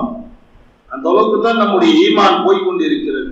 அன்பான பெருமக்களே, ஏற்கனவே நான் சொன்னது மாதிரி நிறைய டயலாக் எல்லாம் இன்னைக்கு சைத்தான் நமக்கு கிரியேட் பண்ணி கொடுத்திருக்கிறோம். நிறைய டயலாக் சைத்தானுடைய வேலைகள் தான் இது எல்லாமே. புறம் பேசுறது கூடுமா கூடாதா? எல்லாருக்கும் தெரியும் அது கூடாதுன்னு. புறம் பேசுறது கூடாதுங்கிறது எல்லாருக்கும் தெரியும். மௌத்தா போன கபராளிகளை பத்தி பேசுவது கூடுமா கூடாது? அதுவும் கூடாது. ரசூலுல்லாஹி ஸல்லல்லாஹு அலைஹி வஸல்லம் சொல்வார்கள், மரணித்தவருடைய நல்லதை பேசுங்க. ஆள் மௌத்தாயிட்டாருன்னா அவருடைய நல்ல விஷயத்தை பேசுங்க, அவருடைய தீய விஷயங்களை பேசாதீங்க. ஏன்னா வாழும் பொழுது நிலைமை வேற, மௌத்தாயிட்டார் முடிஞ்சு போச்சு, இதுக்கு பிறகு அவரை பத்தி பேசி என்ன பிரயோஜனம்? அப்படி பேசுறதா இருந்தா நல்லதை பேசுங்க. இது எல்லாருக்குமே தெரியும். புறம் பேசுறது கூடாதுங்கிறதும் கபராளிகளை பத்தி பேசுறது கூடாதுங்கிறது எல்லாருக்குமே தெரியும். ஆனா இப்ப என்ன ஆகி போச்சுன்னா ஒரு ஃபேஷன் ஆயிடுச்சு. திடீர்னு ஒரு ஆள் வருவார், எதுக்கு சொல்ல வர, சைத்தான் எந்த அளவுக்கு பாவத்தை பாவம் இல்லாமல் ஆக்கியிருக்கிறான், எந்த அளவுக்கு நம்முடைய மைண்டை நாசமாக்கி இருக்கிறான் என்பதற்கு உதாரணத்தை சொல்லுகிறேன். புறம் பேசுறது கூடாதுங்கிறது எல்லாருக்கும் தெரியும். திடீர்னு ஒரு ஆள் வந்து பேசுவார், புறம் பேசுவார், பேசிக்கிட்டே இருக்கும், எல்லாரும் டைலாக் வருவார். அடுத்தவங்களை பத்தி பலா பேசக்கூடாது, இருந்தாலும் ஒரு பேச்சுக்கு சொல்றேன். இது என்ன பேச்சுக்கு சொல்றேன்? அதான் பேசக்கூடாதுன்னு தெரிஞ்சு போச்சு, அப்புறம் எதுக்கு பேசுறீங்க? சொல்லக்கூடிய பாக்கிறோம் இல்லையா? மற்றவங்களை பத்தி நம்ம ஏன் பேசணும், அது வேற பாவம் சொல்லிட்டு ஒரு பேச்சுக்கு சொல்லிட்டு பேசிட வேண்டியது. அப்படி என்ன அது பேச்சுக்கு சொல்றேன்னு சொல்லிட்டு பேசுறது அது புறமாகாதான்? அப்ப கபராளிகளை பத்தி திடீர்னு ஏதாவது ஒரு டாபிக்ல மொத்தா போனவங்களை பத்தி பேசணும், கபராளிகளை பத்தி பேசக்கூடாது, பாவம் நம்ம ஏன் அதை பேசணும் சொல்லிட்டு என்ன செய்யறது, இருந்தாலும் ஒரு பேச்சுக்கு சொல்றேன்னு அதையும் பேசிடுறேன். அப்ப பாவம் என்று நம்மிடத்தில் பாவமாக கருதப்படவில்லை, அனைத்தும் நியாயமாக கருதப்பட்டுக் கொண்டிருக்கிறது. பொய் எவ்வளவு பெரிய பாவம், ஆனா இன்னைக்கு சர்வசாதாரணமா பேசுறாங்க. பொய் பேசக்கூடாது, அதெல்லாம் அந்த காலத்துல அப்படி இருக்க முடியுமா? அப்படி இப்படிதான் இருக்க முடியும். பொய்யை நியாயப்படுத்துகிறார்கள். ஹராம் ஹலாலுடைய விஷயத்தில் இது போன்றதால் அதெல்லாம் அந்த காலத்துல அப்படி இருந்தாங்க. இந்த காலத்துல அப்படி ஹராம் ஹலாலாம் பக்காவாலாம் இருக்க முடியாது, கொஞ்சம் அப்படி இப்படி தான் இருக்க முடியாது. அந்த காலத்துல இருந்தாங்க, இந்த காலத்துல எல்லாம் இருக்க முடியாது. தன்னுடைய தவறுகளை நியாயப்படுத்தக்கூடிய காலகட்டத்தில் தான் நாம் வாழ்ந்து கொண்டிருக்கிறோம். அன்பான பெருமக்களே, அல்லாஹ் நமக்கு இந்த பாவ மன்னிப்பு தேடக்கூடிய வாய்ப்பை கொடுத்திருக்கிறாங்க. பெரிய பாக்கியம், அது பெரிய பாக்கியம். அன்றைய காலகட்டத்தினுடைய சட்டங்கள் அப்படி அல்ல. இன்னைக்கு அல்லாஹ் ஜல்ல ஷானஹு வ தஆலா ஒருவன் தவறு செய்து விட்டால் அந்த தவறுக்கு பரிகாரமாக அல்லாஹ் பாவ மன்னிப்புங்கிற ஆப்ஷன் அல்லாஹ் வச்சிருக்கான். நீங்கள் என்னிடத்தில் பாவ மன்னிப்பு தேடினால் உங்க பாவங்களை நான் மன்னிச்சிருவேன். குர்ஆனில் பக்கம் பக்கமாக அல்லாஹ் இப்படி ஒரு வழிமுறையாக அல்லாஹ் நமக்கு தந்திருக்கிறான். இதெல்லாம் ரசூலுல்லாஹி ஸல்லல்லாஹு அலைஹி வஸல்லம் அவர்களின் பொருட்டால் நமக்கு கிடைச்ச பாக்கியம். நாயகம் சொல்வார்கள், முன் சமுதாய மக்களுக்கு இருந்த கடினமான சட்டங்களை எல்லாம் நான் அல்லாஹ்விடத்திலே துஆ செய்து உங்களுக்கு லேசாக ஆக்கிவிட்டேன்னு சொன்னான். முன் சமுதாய மக்களுக்கு ஏற்பட்டிருந்த கடுமையான சட்டங்களை எல்லாம் நான் ரொம்ப லேசாக்கி கொடுத்திருக்கிறேன். முன் சமுதாய மக்களுடைய சட்டம் என்ன தெரியுமா? அதுல ஒரு சட்டம், உடம்புல ஆடையில ஒரு நஜீசு பட்டுடுச்சு. நம்ம உடையில நஜீசு பட்டுச்சுன்னா என்ன செய்வோம்? உடனே கொண்டு போய் கழுவிடுவோம், முடிஞ்சு போச்சு. முன் சமுதாய மக்களுடைய சட்டம் என்ன தெரியுமா? ஆடையில நஜீசு பட்டால் அந்த இடத்த அப்படியே வெட்டிட வேண்டியது, கழுகுற ஆப்ஷனே கிடையாது. அந்த சட்டம் இன்னைக்கு இருந்துச்சுன்னா ஒவ்வொரு வீட்லயும் ஒரு ஜவுளி கடை வைக்கணும். ஏன்னா எத்தனை நஜீசு உடம்புல கூட வெட்டிக்கிட்டே இருக்க வேண்டியதுதான். இது முந்தைய காலத்தில் கொடுக்கப்பட்ட சட்டம், பின்பது மாற்றப்பட்டது. அத மாதிரி முந்தைய காலகட்டத்தில் பாவம் செய்து விட்டால் அதற்கு பரிகாரம் என்ன தெரியுமா? ஒவ்வொரு ஆளும் இன்னொரு ஆளை வெட்டிட வேண்டியதுதான். ஃபதூபு இலா பாரிக்கும் ஃபகுதுலு அன்ஃபுஸக்கும் ذَلِكُمْ خَيْرٌ لَكُمْ عِندَ بَارِئِكُمْ فَتَابَ عَلَيْكُمْ. நீங்கள் தவறு செய்தால் உங்களை ஒருவருக்கு ஒருவர் வெட்டிக் கொள்ளுங்கள். தௌபா கேட்கறது எல்லாம் கிடையாது, அல்லாஹ் என் பாவத்தை மன்னிச்சிருக்கலாம் கிடையாது. நீ அவனை வெட்ட, அவனை வெட்டுவான், முடிஞ்சு போச்சு. சூரத்துல் பக்ராவிலே அல்லாஹ் பதிவு செய்திருக்கிறான். இது ஒரு தண்டனை. பாவத்தினுடைய பரிகாரம் என்ன? அவனை வெட்டணும், இவனை வெட்டணும். அந்த சட்டம் இப்ப இருந்தா என்ன ஆகும்? இது ஒரு சட்டம். இன்னொரு சட்டம் என்ன தெரியுமா? பாவம் எவர்கள் செய்தால் அல்லாஹ் ஜல்ல ஷானஹு வ தஆலா அவர்களை குரங்குகளாகவும் பன்றிகளாகவும் அல்லாஹ் மாத்திடுவான். இது ஒரு சட்டம். பாவ மன்னிப்பு கேட்கணுங்கிற ஆப்ஷனே கிடையாது, ஒண்ணு வெட்ட வேண்டியதுதான். இல்லை என்றால் அல்லாஹ் ஜல்ல ஷானஹு வ தஆலா கூனு கிரதத்தல் ஹாசியின், நீங்கள் எல்லாம் குரங்குகளாக மாறிவிடுங்கள் என்று அல்லாஹ் சொன்னானே மூசா நபியுடைய கூட்டத்தார்களை பார்த்து. அப்படி ஒரு தண்டனை இருந்துச்சு. பாவ மன்னிப்புன்னு சொன்னா உருமாற்றப்படுவதுதான் பாவ மன்னிப்பு. அந்த மாதிரி இன்னொரு ஆப்ஷன் இருந்துச்சு, மூணாவது ஒரு ஆப்ஷன். அல்லாஹ் பாதுகாப்பானார். இன்னைக்கு நைட்ல ஒரு ஆள் தப்பு செஞ்சான்னு வைங்க, மறுநாள் காலையில அவர் வீட்டு வாசலை திறந்தா வீட்டு வாசல்ல ஒரு நோட்டீஸ் இருக்குமா? வீட்டு வாசலில் ஒரு நோட்டீஸ் எழுதப்பட்டு இருக்கும். அதில் அவருடைய பெயரு, அவர் என்ன பாவம் செஞ்சாரு எல்லாமே வீட்டு வாசல்ல வந்து ஆட்டோமேட்டிக்கா வந்து உட்கார்ந்துருக்கும். முன் சமுதாய மக்களுக்கு கொடுக்கப்பட்ட தண்டனை அல்லாஹ் நமக்கு ரொம்ப லேசாக்கி வச்சிருக்கான். இருந்தும் கூட அல்லாஹ்விடத்தில் பாவ மன்னிப்பு தேடக்கூடிய விஷயத்தில் நாம் பின்தங்கியவர்களாக இருக்கிறோம். முன் சமுதாய மக்கள் தவறு செய்து விட்டால் வீட்டு வாசல்ல பாவம் செய்தவருடைய பெயரும், அவர் என்ன தவறு செய்தார் என்பதும், அதற்கு என்ன தண்டனை என்பதும் மூணுமே வந்துருமா? செஞ்சவருடைய பெயரு, என்ன பாவம் செஞ்சாரு, அதற்கு பரிகாரம் என்ன, எல்லாம் லிஸ்ட்ல வந்துருமா? அவர் அந்த தவறுக்கு அதாவது பாவ மன்னிப்பு என்று சொல்லக்கூடிய என்ன செய்யணுங்கிற அந்த செயலை அவர் செய்து விட்டால் அந்த நோட்டீஸ் இல்லாம போகும். அன்பான பெருமக்களை, இப்படி இருந்த காலகட்டம் அல்லாஹ் ஜல்ல ஷானஹு வ தஆலா அந்த சட்டத்தை எல்லாம் அல்லாஹ் ஜல்ல ஷானஹு வ தஆலா மாற்றி அமைத்து நமக்கு பாவ மன்னிப்பு தேடக்கூடிய நல்ல நசீபை அல்லாஹ் தந்திருக்கிறார். அல்லாஹ்விடத்தில் பாவ மன்னிப்பு தேடுவதன் மூலமாக எவ்வளவோ பல நன்மைகள் கிடைக்கிறது என்பதை நாம் புரிந்து கொள்ள கடமைப்பட்டிருக்கிறோம். மூசா நபியுடைய காலகட்டத்தில் ஒரு பெரும் பாவி பெரும் பாவம், செய்யாத பாவம் இல்லை, பாவத்தினுடைய எல்லா லிஸ்ட்லையும் அவர் பேர் இருக்கும்.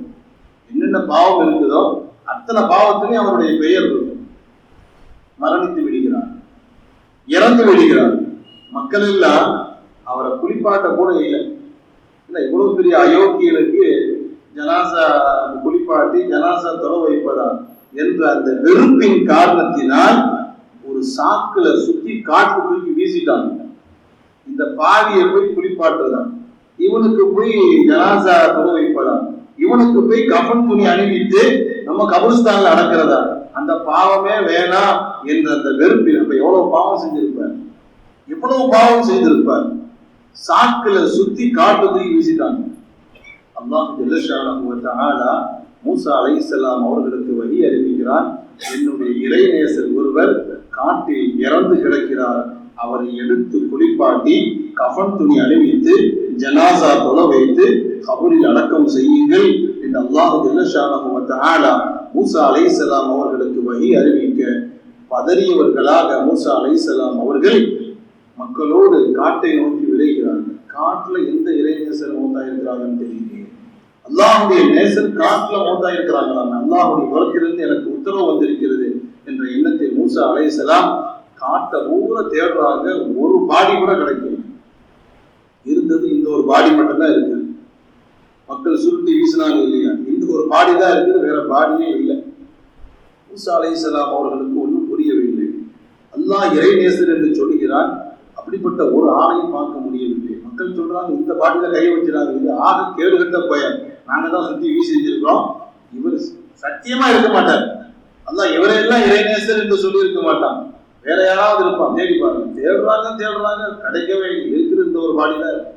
அல்லாஹ்விடத்தில் மூசா அலைஹிஸ்ஸலாம் பேசுகிறார்கள், அல்லாஹ்வே நீ யாரை சொன்னாய் இவனுடைய இறைநேசர் என்று? அல்லாஹ் சொன்னான், உங்களுக்கு அருகில் இருக்கக்கூடிய அந்த ஜனாசாத்தை நான் இறைநேசர் என்று சொன்னேன். மூசா அலைஹிஸ்ஸலாம் அவர்களுக்கு ஒன்றும் புரியவில்லை. மக்கள் எல்லாம் பெரும் பாவி என்று சொல்கிறார்கள், அல்லாஹ் இறைநேசர் என்று சொல்கிறார், யாருடைய பேச்சை கேட்பது?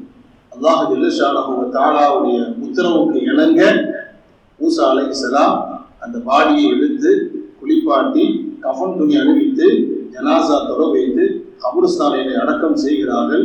அதற்கு பிறகு அல்லாஹ்விடத்தில் பேசுகிறார்கள், ரப்பே மக்கள் எல்லாம் பெரும்பாவி என்று சொல்கிறார்கள், நீ அவனை இறைநேசர் என்று சொல்கிறாயே, என்ன காரணம், இதனுடைய ரகசியம் என்ன என்று கேட்கும் பொழுது அல்லாஹ் சொன்னான், மக்கள் சொல்வது உண்மைதான், மக்கள் சொல்வது உண்மைதான், அவர் பெரும் பாவிதான், பாவம் செய்தவர் தான், அவர் செய்யாத பாவம் இல்லை, அவருடைய பெயர் பாவத்தில் இல்லாமல் இல்லை, என்னென்ன பாவங்கள் இருக்கிறதோ அத்தனை பாவத்தையும் அவர் செய்திருக்கிறாய், அது எல்லாம் உண்மைதான். ஆனால் மௌத்தாகக்கூடிய நேரத்தில் என்னிடத்தில் அவர் பாவ மன்னிப்பு தேடிவிட்டார். மரணிக்கக்கூடிய நேரத்தில் அவர் மனம் உருகி என்னிடத்திலே அழுது மன்றாடி, ரப்பே என்னை நீ மன்னிப்பாயாக, என்னை நீ மன்னிப்பாயாக, அல்லாஹ்வே நான் அறியாமல் உனக்கு மாறு செய்து விட்டேன், உனக்கு பாவம் செய்து விட்டேன், ரப்பே நீ என்னை மன்னிப்பாயாக என்று என்னிடத்திலே மன்றாடி கண்ணீர் விட்டு என்னிடத்திலே துஆ செய்தால் அவருடைய பாவ மன்னிப்பை நான் ஏற்றுக்கொள்வது மட்டுமல்லாமல் என்னுடைய இறைநேசராக நான் அவரை ஆக்கிக் கொண்டேன். பாவம் செய்தது மட்டும்தான் மக்களுக்கு தெரியும், அவர் தௌபா செய்தது எனக்கு மட்டும்தான் தெரியும். பாவம் செய்ததை தான் மக்கள் பார்த்தார்களே தவிர பாவ மன்னிப்பு தேடியதை மக்கள் பார்க்கவில்லை. அதை நான் அறிவேன் என்று அல்லாஹ் ஜல்ல ஷானஹு வ தஆலா சொன்னான் என்றால், பாவ மன்னிப்பு தேடுவது அல்லாஹ்வுக்கு எவ்வளவு பிரியமான ஒரு அமல் என்பதை நாம் புரிந்து கொண்டு அல்லாஹ்விடத்தில் அதிகமாக பாவ மன்னிப்பு தேட வேண்டும். அல்லாஹ் தௌஃபீக் செய்வானாக. இன்னொரு வரலாறு கூட சொல்வார்கள், மூசா அலைஹிஸ்ஸலாமுடைய காலத்தில் நடைபெற்ற இன்னொரு வரலாறும் கூட. கடுமையான பஞ்சகாலம், மூசா அலைஹிஸ்ஸலாமுடைய காலகட்டத்தில் கடுமையான பஞ்சகாலம், தண்ணி இல்லாம ரொம்ப சிரமப்படுறாங்க மக்கள் எல்லாம். மூசா அலைஹிஸ்ஸலாம் அவர்களிடம் வந்து, நபி அவர்களே கடுமையான பஞ்சத்துல இருக்கும், மக்கள் எல்லாம் பசியும் பட்டினியுமா செஞ்சுட்டு இருக்கிறாங்க, அல்லாஹ்ட்ட மழை கிடைப்பதற்காக கொஞ்சம் துஆ செய்யுங்க. இதுக்கு சொல்ல வார அல்லாஹ் ஜல்ல ஷானஹு வ தஆலா தன் அடியார்களின் மீது எவ்வளவு அன்பு வைத்திருக்கிறான், தன் அடியார்களை எவ்வளவு நேசிக்கிறான், தன் அடியார்கள் தன்னிடத்தில் பாவ மன்னிப்பு தேடும் பொழுது அல்லாஹ் எவ்வளவு சந்தோஷம் அடைகிறான் என்பதற்கு தான் நூற்றுக்கணக்கான சம்பவங்கள் இருந்தும் உதாரணத்திற்கு ஒரு சிலதை மட்டும் நான் சொல்லுகிறேன். மக்கள் எல்லாம் மூசா நபிகள் சொல்றாங்க, இந்த மாதிரி ரொம்ப கஷ்டத்துல இருக்கிறோம், நபியா இருக்கிறீங்க, கொஞ்சம் தான் துஆ செய்யுங்க. மூசா நபி சொன்னாங்க, நான் மட்டும் துஆ செய்ய பத்தாது, எல்லோரும் சேர்ந்து செய்வோம். எல்லோரும் சேர்ந்து அல்லாஹ்ட்ட பாவ மன்னிப்பு தேடுவோம், எல்லோரும் சேர்ந்து அல்லாஹ்விடத்தில் மலைக்காக நம்ம கேட்போம். அதனால இந்த டேட்ல இந்த இடத்துக்கு வந்துருங்கன்றாங்க. இந்த டைம்ல மக்கள் எல்லாம் சைலண்டா உட்கார்ந்துட்டு இருக்கிறாங்க. யாரும் எழுந்து போன மாதிரி தெரியல. யாராவது ஒரு ஆள் எழுந்து போனா பரவாயில்ல, அவரும் மாட்டிக்குவாரு. யாரும் போன மாதிரி தெரியல. இவன் பார்க்கிறான், நாம் தான் இருக்கிறோம் கடைசியாக. உட்கார்ந்துகிட்டு இருந்தா மழை வராது, எஞ்சி வெளியே போனா மழை வரும், அசிங்கப்பட்டு போயிருவோம் மக்களுக்கு மத்தியில. என்ன செய்யறது? துடிக்கிறார். தன்னுடைய ஆடைக்குள் தலையை விட்டுக் கொண்டு கண்ணீர் விட்டு அழுகிறார். தன்னுடைய ஆடைக்குள் வெளியே தெரிந்துவிடக் கூடாது என்பதற்காக வேண்டி, தன் பாவம் மக்களுக்கு தெரியக்கூடாது என்பதற்காக வேண்டி தன்னுடைய ஆடைக்குள் ட்ரெஸ்ஸுக்குள் தலையை உள்ளே விட்டு கண்ணீர் விட்டு அழுகிறார். அல்லாஹ் என் பாவத்தை மன்னிச்சிரு, அல்லாஹ் என்னுடைய பாவத்தை மன்னித்து விடு, என் பாவத்தின் காரணத்தினால் நீ மக்களுக்கு மழையை இறக்காமல் இறக்கி விடாதே ரப்பே, இறக்கி விடாதே ரப்பே, மக்களுக்கு நீ தண்ணீரை இறக்குவாயாக, மழையை கொடுப்பாயாக, என் பாவத்தை மன்னிப்பாயாக என்று கண்ணீர் விட்டு துஆ செய்து கொண்டிருக்கிறார். அல்லாஹ்விடத்தில் பாவ மன்னிப்பு கேட்டுக் கொண்டிருக்கிறார். சிறிது நேரத்திலே மழை கடுமையாக பெய்கிறது. கடுமையான மழை பெய்ஞ்சு முடிஞ்சிருச்சு. ஆனா மூசா அலைஹிஸ்ஸலாம் அவர்களுக்கு கொஞ்சம் கன்ஃபியூஸ் ஆயிடுச்சு. அல்லாஹ் ஜல்லஷானஹு வ தஆலா பாவி இருக்கிறான் வெளியேறன்னு சொன்னான். நம்ம சொல்லியாச்சு. ஆனா ஒரு பய வெளியே போகல. ஆனா மழை பெய்ஞ்சிருக்கு. எப்படி அது? பாவி இருக்குன்னு சொன்னதுனால நான் அறிவிப்பு செஞ்சேன். யாராவது ஒரு பாவி எஞ்சி வெளியே போயிருந்தா பரவாயில்ல. ஒரு பேரும் போகல, அவ்வளவு பேரும் இருந்தார்கள், மழையும் பெய்கிறது. மூசா அலைஹிஸ்ஸலாம் அவர்கள் அல்லாஹ்விடத்தில் கேட்டார்கள், ரப்புல் ஆலமீனே, எங்க கூட்டத்துல ஒரு பாவி இருக்கிறதா சொன்ன, அந்த பாவிய கூட்டத்தை விட்டு வெளியேற சொன்னாய், அப்படி வெளியேறினால்தான் மழை கிடைக்கும் என்று சொன்னாய். நீ சொன்னதை கேட்டு நானும் அறிவிப்பு செய்தேன். ஆனால் யாரும் கூட்டத்தை விட்டு வெளியே போகவும் இல்லை. ஆனால் நீ மழையை கொடுத்து விட்டாயே என்று கேட்ட பொழுது, இங்கேதான் நாம் சிந்திக்க வேண்டிய அல்லாஹ்வுடைய கிருபையை நாம் சிந்திக்கணும். அல்லாஹ் ஜல்லஷானஹு வ தஆலா மூசா அலைஹிஸ்ஸலாம் அவர்களை பார்த்து சொன்னான், அவரிடத்திலே பாவ மன்னிப்பு தேடிவிட்டார். அவரிடத்தில் தன்னுடைய பாவத்தை நினைத்து அழுது என்னிடத்திலே பாவ மன்னிப்பு தேடிவிட்டார். அவருடைய பாவங்களை நான் மன்னித்து விட்டேன். அதன் காரணத்தினால் உங்களுக்கு எல்லாம் நான் மழையை கொடுத்து விட்டேன் என்று சொன்ன பொழுது மூசா அலைஹிஸ்ஸலாம் கேட்டார்கள், அல்லாஹ்வே, அந்த பாவி யாருங்கிறத எனக்கு கொஞ்சம் காட்டுவியான்னு கேட்கிறான். மூசா அலைஹிஸ்ஸலாம் என்ன கேட்டார்கள்? அல்லாஹ்வே, அந்த பாவி யாருங்கிறத எனக்கு கொஞ்சம் காட்டுவாயாக என்று கேட்கும் பொழுது அல்லாஹ் சொன்னான், அவன் பாவியா இருக்கும் பொழுதே நான் யாரும் காட்டல உங்களுக்கு. அவன் பாவியாக இருக்கும் பொழுது அவனை நான் உங்களுக்கு காட்டி தரவில்லை.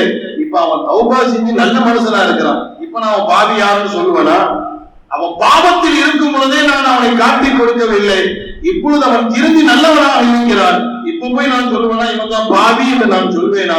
ஒருபோதும் என் அடியாருக்கும் எனக்கு மத்தியில் இருக்கக்கூடிய அந்த ரகசியத்தை உங்களுக்கு நான் சொல்ல மாட்டேன் என்று அல்லாஹ் ஜல்லஷானஹு வ தஆலா சொன்னான் என்றால், அன்பான பெருமக்களே, பாவ மன்னிப்பு தேடுவது அல்லாஹ்விடத்தில் மிக உயர்ந்த அந்தஸ்தை பெற்று தரும் என்பதை நாம் புரிந்து கொள்ள வேண்டும்.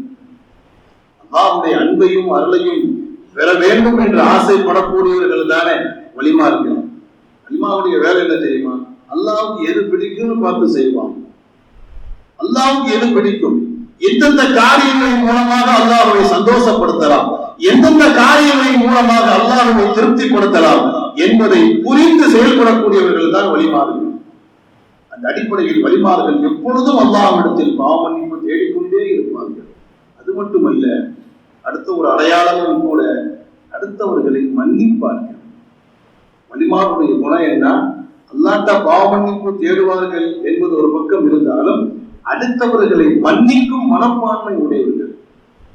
அல்லாஹ் ஜல்லஷானஹு வ தஆலா குர்ஆனில் ஒரு இடத்தில் சொல்வான், வஇதா மா கதிபு ஹும் யக்ஃபிரூன். என்னுடைய நேசர்கள் வலிமார்கள் கோபப்பட்டால் தங்களுடைய கோபத்தை அவர்கள் வெளிப்படுத்த மாட்டார்கள், தங்களுடைய கோபத்தை அவர்கள் வெளியில் காட்ட மாட்டார்கள், மாறாக மன்னித்து விட்டு விடுவார்கள். மன்னிக்கும் மனப்பான்மை. இன்னொரு ஆயத்தில் கூட அல்லாஹ் சொல்வான், நல்லடியார்கள் யார் தெரியுமா? யுன்ஃபிகூன ஃபிஸ்ஸர்ராஇ வல்-ضراء. தாங்கள் சந்தோஷமாக இருக்கக்கூடிய நேரத்திலும் செலவு செய்வார்கள், தங்களுக்கு கஷ்டமான நேரத்திலும் செலவு செய்வார்கள்.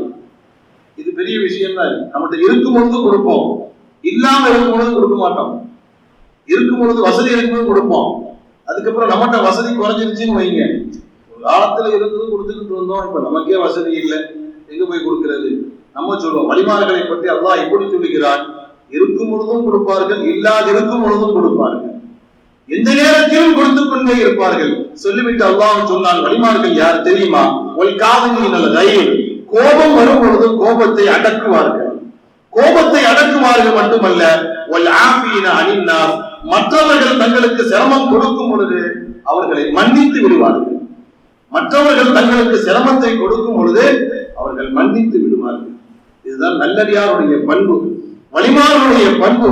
தனக்கு எவனாவது தீங்கு செய்யும் பொழுது, தனக்கு எவனாவது ஒரு தவறு செய்யும் பொழுது மன்னித்து விடக்கூடிய அந்த மனப்பான்மை நமக்கு வரணும். இன்னைக்கு உலகில் நடக்கக்கூடிய அத்தனை சண்டை சச்சரவுகளுக்கு காரணமே இந்த மன்னிக்கக்கூடிய மனப்பான்மை இல்லாம போயிடுச்சு. அவனை போய் நான் மன்னிக்கிறதா, அவன் என்ன அவ்வளவு சாதாரண தப்பா பண்ணா என்ற அந்த மன்னிக்கக்கூடிய மனப்பான்மை நம்மிடத்தில் இல்லாததின் காரணத்தினால்தான் இன்னைக்கு நிறைய சண்டை சச்சரவுகளும் குழப்பங்களும் வீடுகளிலும் நாடுகளிலும் பல இடங்களிலும் நடைபெறுவதை நம்ம பார்க்கிறோம். வலிமாருடைய உன்னதமான குணம் என்ன? தனக்கு யார் என்ன தவறு செஞ்சாலும் மன்னித்து விட்டு விடுவார்கள். பூக்களில் சிறந்த பூ தாமரை பூவா அல்லது ரோஜா பூவா அல்லது மல்லிகை பூவா? பூக்களில் சிறந்த பூ மன்னிப்பு தான். பூக்களில் உன்னதமான பூ அது மன்னிப்பு. தனக்கு யாரு துரோகம் செய்தாலும், தனக்கு யாரு தவறு செய்தாலும் அவர்களை மன்னித்து விடுவது பெரிய பாக்கியம். இன்னைக்கு நம்ம இடத்துல அந்த குணம் ரொம்ப கம்மியா இருக்கு. மகான்மார்கள்ட்ட அந்த நிலைமை இருந்துச்சு. அலி இப்னு ஹுசைன் ரஹ்மத்துல்லாஹி அலைஹி மகான் அவர்கள் ஒது செய்வதற்காக வேண்டி உட்கார்ந்து இருக்கிறாங்க. ஒரு பணியாளர் சட்டியில தண்ணி எடுத்துட்டு வராங்க. மகான்மார்களாக மாறுவதற்கு காரணம் தான் இந்த மாதிரி நல்ல நல்ல குணங்கள் எல்லாம் அவரிடத்திலே இருந்தது. இன்னைக்கு அந்த குணம் எல்லாம் நம்ம விட்டும் கொஞ்சம் கொஞ்சமாக சென்று கொண்டே இருக்கிறது. அலி இப்னு ஹுசைன் ஒது செய்வதற்காக வேண்டி உட்கார்ந்து இருக்கிறாங்க. தன்னுடைய பணியாளரை அழைத்து தண்ணி எடுத்துட்டு வாப்பா ஒது செய்வதற்கு என்று சொல்ல, அவர் வேக வேகமா தண்ணி எடுத்துட்டு வந்து கையில கொடுக்கும் பொழுது அந்த சட்டி மிஸ் ஆகி தலையில ஒன்று உடஞ்சு ரத்தமா ஓடுது. யாருக்கு? அலி இப்னு ஹுசைன் ரஹ்மத்துல்லாஹி அலைஹி அவர்களுக்கு ரத்தம் தலையை ஓடிக்கொண்டிருக்கிறது. கடுமையான கோபம் வருகிறது அவர்களுக்கு, கடுமையான கோபம் வருகிறது. அந்த நேரத்தில் பணியாளர் விவரமான ஆள் போல தெரியும், வேலை செய்யக்கூடியவன் விவரமான ஆள். உடனே இந்த ஆயத்தை ஓதலாம். அல்லதீன யுன்ஃபிகூன பிஸ்ஸர்ராய் வல்தர்ராய், நல்லடியார்கள் யார் தெரியுமா? வசதியோடு இருக்கும் பொழுதும் செலவு செய்வார்கள், வசதி இல்லாமல் இருக்கும் பொழுதும் செலவு செய்வார்கள். சொல்லிவிட்டு ஒல் காதிமீனல் கைல், பக்க ஆபீஸாவா இருப்பார் போல தெரியும். தக்க நேரத்தில் அந்த ஆயத்தை பதிவு செய்யறான். அவங்கள்ட்ட கடுமையான கோபத்துல இருக்கிறான். நம்மளா இருந்தா செவுல அழைச்சிருப்போம், தண்ணியை குடுக்கல தலையில போட்டு தலை உடஞ்சி ரத்தமா ஓடுது. எவ்வளவு கோபம் வரும் நமக்கு. அவங்களுக்கும் அதே கோபம் வந்தது. மனுஷங்க தானே, என்ன சொரண கெட்டவங்களா? அவங்களுக்கும் கோபம் வந்தது. இந்த ஆயத்தை ஓதுகிறார். நல்லடியார்கள் யார் தெரியுமா? ஒரு காதுவின் கோபத்தை கட்டுப்படுத்துவார்கள். இந்த ஆயத்தை கேட்டவுடன் மகான்மார்கள் நான் கோபத்தை கட்டுப்படுத்திட்டேன், கோபத்தை கட்டுப்படுத்திட்டேன் சொல்லிவிட்டு அடுத்து சொன்னார்கள். அந்த பணியாளர் சொன்னார், நல்லவர்கள் யாரு தெரியுமா? தவறு செய்யும் போது மன்னித்து விடுவார்கள், தவறு செய்பவர்களை மன்னித்து விடுவார்கள் என்று சொன்னவுடன் மகானவர்கள் சொன்னார்கள், நான் மன்னிச்சு விட்டுட்டேன் போன்றான். இதுதான் நல்லவருடைய பண்பு, வலிமாருடைய பண்பு. குர்ஆனுடைய ஆயத்து ஓதப்பட்டு விட்டால் அப்படியே அமல் செய்வார்கள். ஈமான், குர்ஆனுடைய ஆயத்துகள் ஓதப்பட்டு விட்டால் அப்படியே அதற்கு கட்டுப்படக்கூடியவர்கள் தான் வலிமாறுகள். அன்பான பெருமக்களே, எத்தனை சிரமங்கள் நமக்கு கொடுக்கப்பட்டாலும் அவர்களை மன்னித்து விடுவதுதான் நமது நாயகம் ஸல்லல்லாஹு அலைஹி வஸல்லம் அவருடைய உன்னதமான அந்த குணம் என்பதை நாம் மன்னிக்க வேண்டும், நாம் புரிந்து கொள்ள வேண்டும். கண்மணி நாயகம் சொன்னார்களே, சில்மன் கதஅக, உன்னோடு வெட்டி வாழ்ந்தவனோடு நீ ஒட்டி வாழு. உன் உறவை முறித்து வாழ்கிறானே அவனா என் வீட்டுக்கு வரட்டும். 2 பேருக்கு சண்டை ஏற்பட்டிருக்கும், பிரிஞ்சிருப்போம், 2 பேருக்கு சேரணுங்கிற வைராக்கியம் இருக்கும், ஆசை இருக்கும். ஆனா அந்த ஹெட்மேட் இருக்குல்ல, அவன் முதல்ல வந்து என்கிட்ட பேசட்டும், அவன் முதல்ல என் வீட்டு வாசலுக்கு வரட்டும், அப்புறம் நான் போறேன். நாயகம் சொன்னார்கள், அவன் வர்றானோ இல்லையா, நீ முதல்ல போய் பேசு. சில்மன் கதஅக, உன்னோட வெட்டி வாழ்பவனோடு நீ ஒட்டி வாழு. வஅஃபு அம்மன் ஸலமக, உனக்கு அநீதம் செய்தவனை நீ மன்னித்து விடு. வஅஹ்சின் இலா மன் அஸாஅ இலைக, உனக்கு தீமை செய்பவனுக்கு நீ நல்லதை செய். இன்னைக்கு நம்ம அப்படிதான், நமக்கு ஒரு ஆளு ஒரு தப்பு பண்ணிட்டா, நீ அப்படியா பண்ற, நான் பண்றேன்பா, நான் எப்படிப்பட்டவன் தெரியுமா, உனக்கு மேல நான், நீ அப்படி செஞ்சா நான் எப்படி செய்யறப்ப இல்லையா? அவன் 2 திட்டு திட்டா நம்ம 8 திட்டு திட்டுறோம். அவன் 2 அடி அடிச்சா அவன் 4 அடி அடிக்கிறோம். மன்னிக்கிற மனப்பான்மையே உள்ள சமுதாயத்துக்கு இல்லாம போயிடுச்சு. அவன் என்ன செய்யறானோ அதை விட அதிகமாக தான் நாம் செய்கிறோமே தவிர மன்னித்து விடுங்கிற மனப்பான்மை நம்மில் பலருக்கும் இல்லாமல் போய்விட்டது. மகான்மார்கள் கொண்டவர்கள் எல்லாம் மன்னிக்கும் மனப்பான்மை கொண்டவர்களாக வாழ்ந்தார்கள். அதனால்தான் அல்லாஹ்விடத்திலே உயர்ந்த அந்தஸ்தை பெற்றார்கள். நாளைக்கு மறுமையில் அல்லாஹ் ஜல்ல ஷானஹு வ தஆலா ஒரு அழைப்பு செய்வான், ஒரு சப்தத்தை ஒன்று எழுப்புவான். ஐனல் ஆஃபு, அடுத்தவர்களை மன்னித்தார்கள் அவர்கள் எல்லாம் எங்கே என்று அல்லாஹ் கேட்பான். அடுத்தவர்களை மன்னித்த மக்கள் எல்லாம் எங்கே என்று கேட்டுவிட்டு அல்லாஹ் சொல்வான், அலும்மு இலா ரப்பிக்கும். அல்லாஹ் சொல்வான் என்றால் அல்லாஹ் ஒரு மலக்கை ஏற்படுத்தி அல்லாஹ் பேச சொல்வான். அந்த மலக்கு பேசுவான், துனியாவில் மக்களை எல்லாம் மன்னித்த மக்கள் எங்கே, எழுந்து செல்லுங்கள் அல்லாஹ்வின் பக்கம், உங்களுக்குரிய கூலியை நீங்கள் பெற்றுக் கொள்ளுங்கள் என்று அல்லாஹ் ஜல்ல ஷானஹு வ தஆலாவுடைய மலக்குகள் சொல்வார்கள் என்பதாக ஹதீஸ் ஷரீஃபிலே நாம் பார்க்கிறோம்.